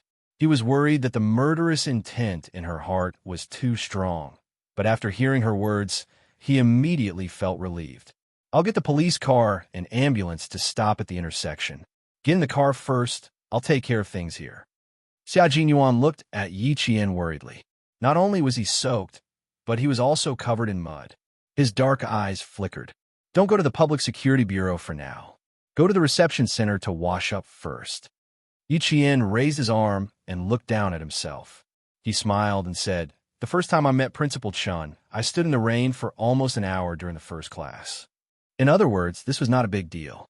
She was not as delicate as the girls in the capital, nor as arrogant as the girls in the city. Instead, she had the pride to endure hardships, a beautiful heart, and a pair of bright eyes that could see through the vanity of the world. It was a pleasure to talk to such a girl. Sitting in the car, Yi Qian looked at Xia Jinyuan, who was still standing in the rain and talking to the soldiers. His majestic back subconsciously fell into her heart. Although she did not want to interact with such a dangerous and charismatic man, she had to admit that he was a very outstanding soldier. When they arrived at the reception center, Xia Jinyuan directly took a set of short sleeves and shorts for female soldiers from the front desk and handed them to Yi Qian along with the room card. Room 306. I'm 307. If you need anything, feel free to contact me. The two of them were only separated by a wall. Yi Jian entered the shower and stood under the shower head. She closed her eyes and looked up. Immediately, there was muddy yellow water under her feet. After showering for at least half an hour, Yi Jian walked out of the shower. Xia Jin Yuan. Xia Jin Yuan. Yi Jian, whose hair had not even dried, immediately opened the door. Aren't you going to rest? I'm here to give you this. He raised his hand, and a pair of white sneakers fell into Yi Qian's eyes. You definitely can't wear your shoes tomorrow. I just bought them. See if they fit. Not only did he have shoes, he even prepared socks. Xia Jin Yuan did not know if they fit. He lowered his gaze and looked at Yi Qian's feet. After a glance, his Adam's apple moved slightly. He immediately looked up and quickly stuffed the shoes and socks into Yi Qian's hands. This little girl's feet are really beautiful. Her skin was so fair that it was like a pink pearl. Stop, what are you thinking? You're tuning in to the Warrior Lore YouTube channel. Don't forget to subscribe and join us on this journey to catch the most captivating stories.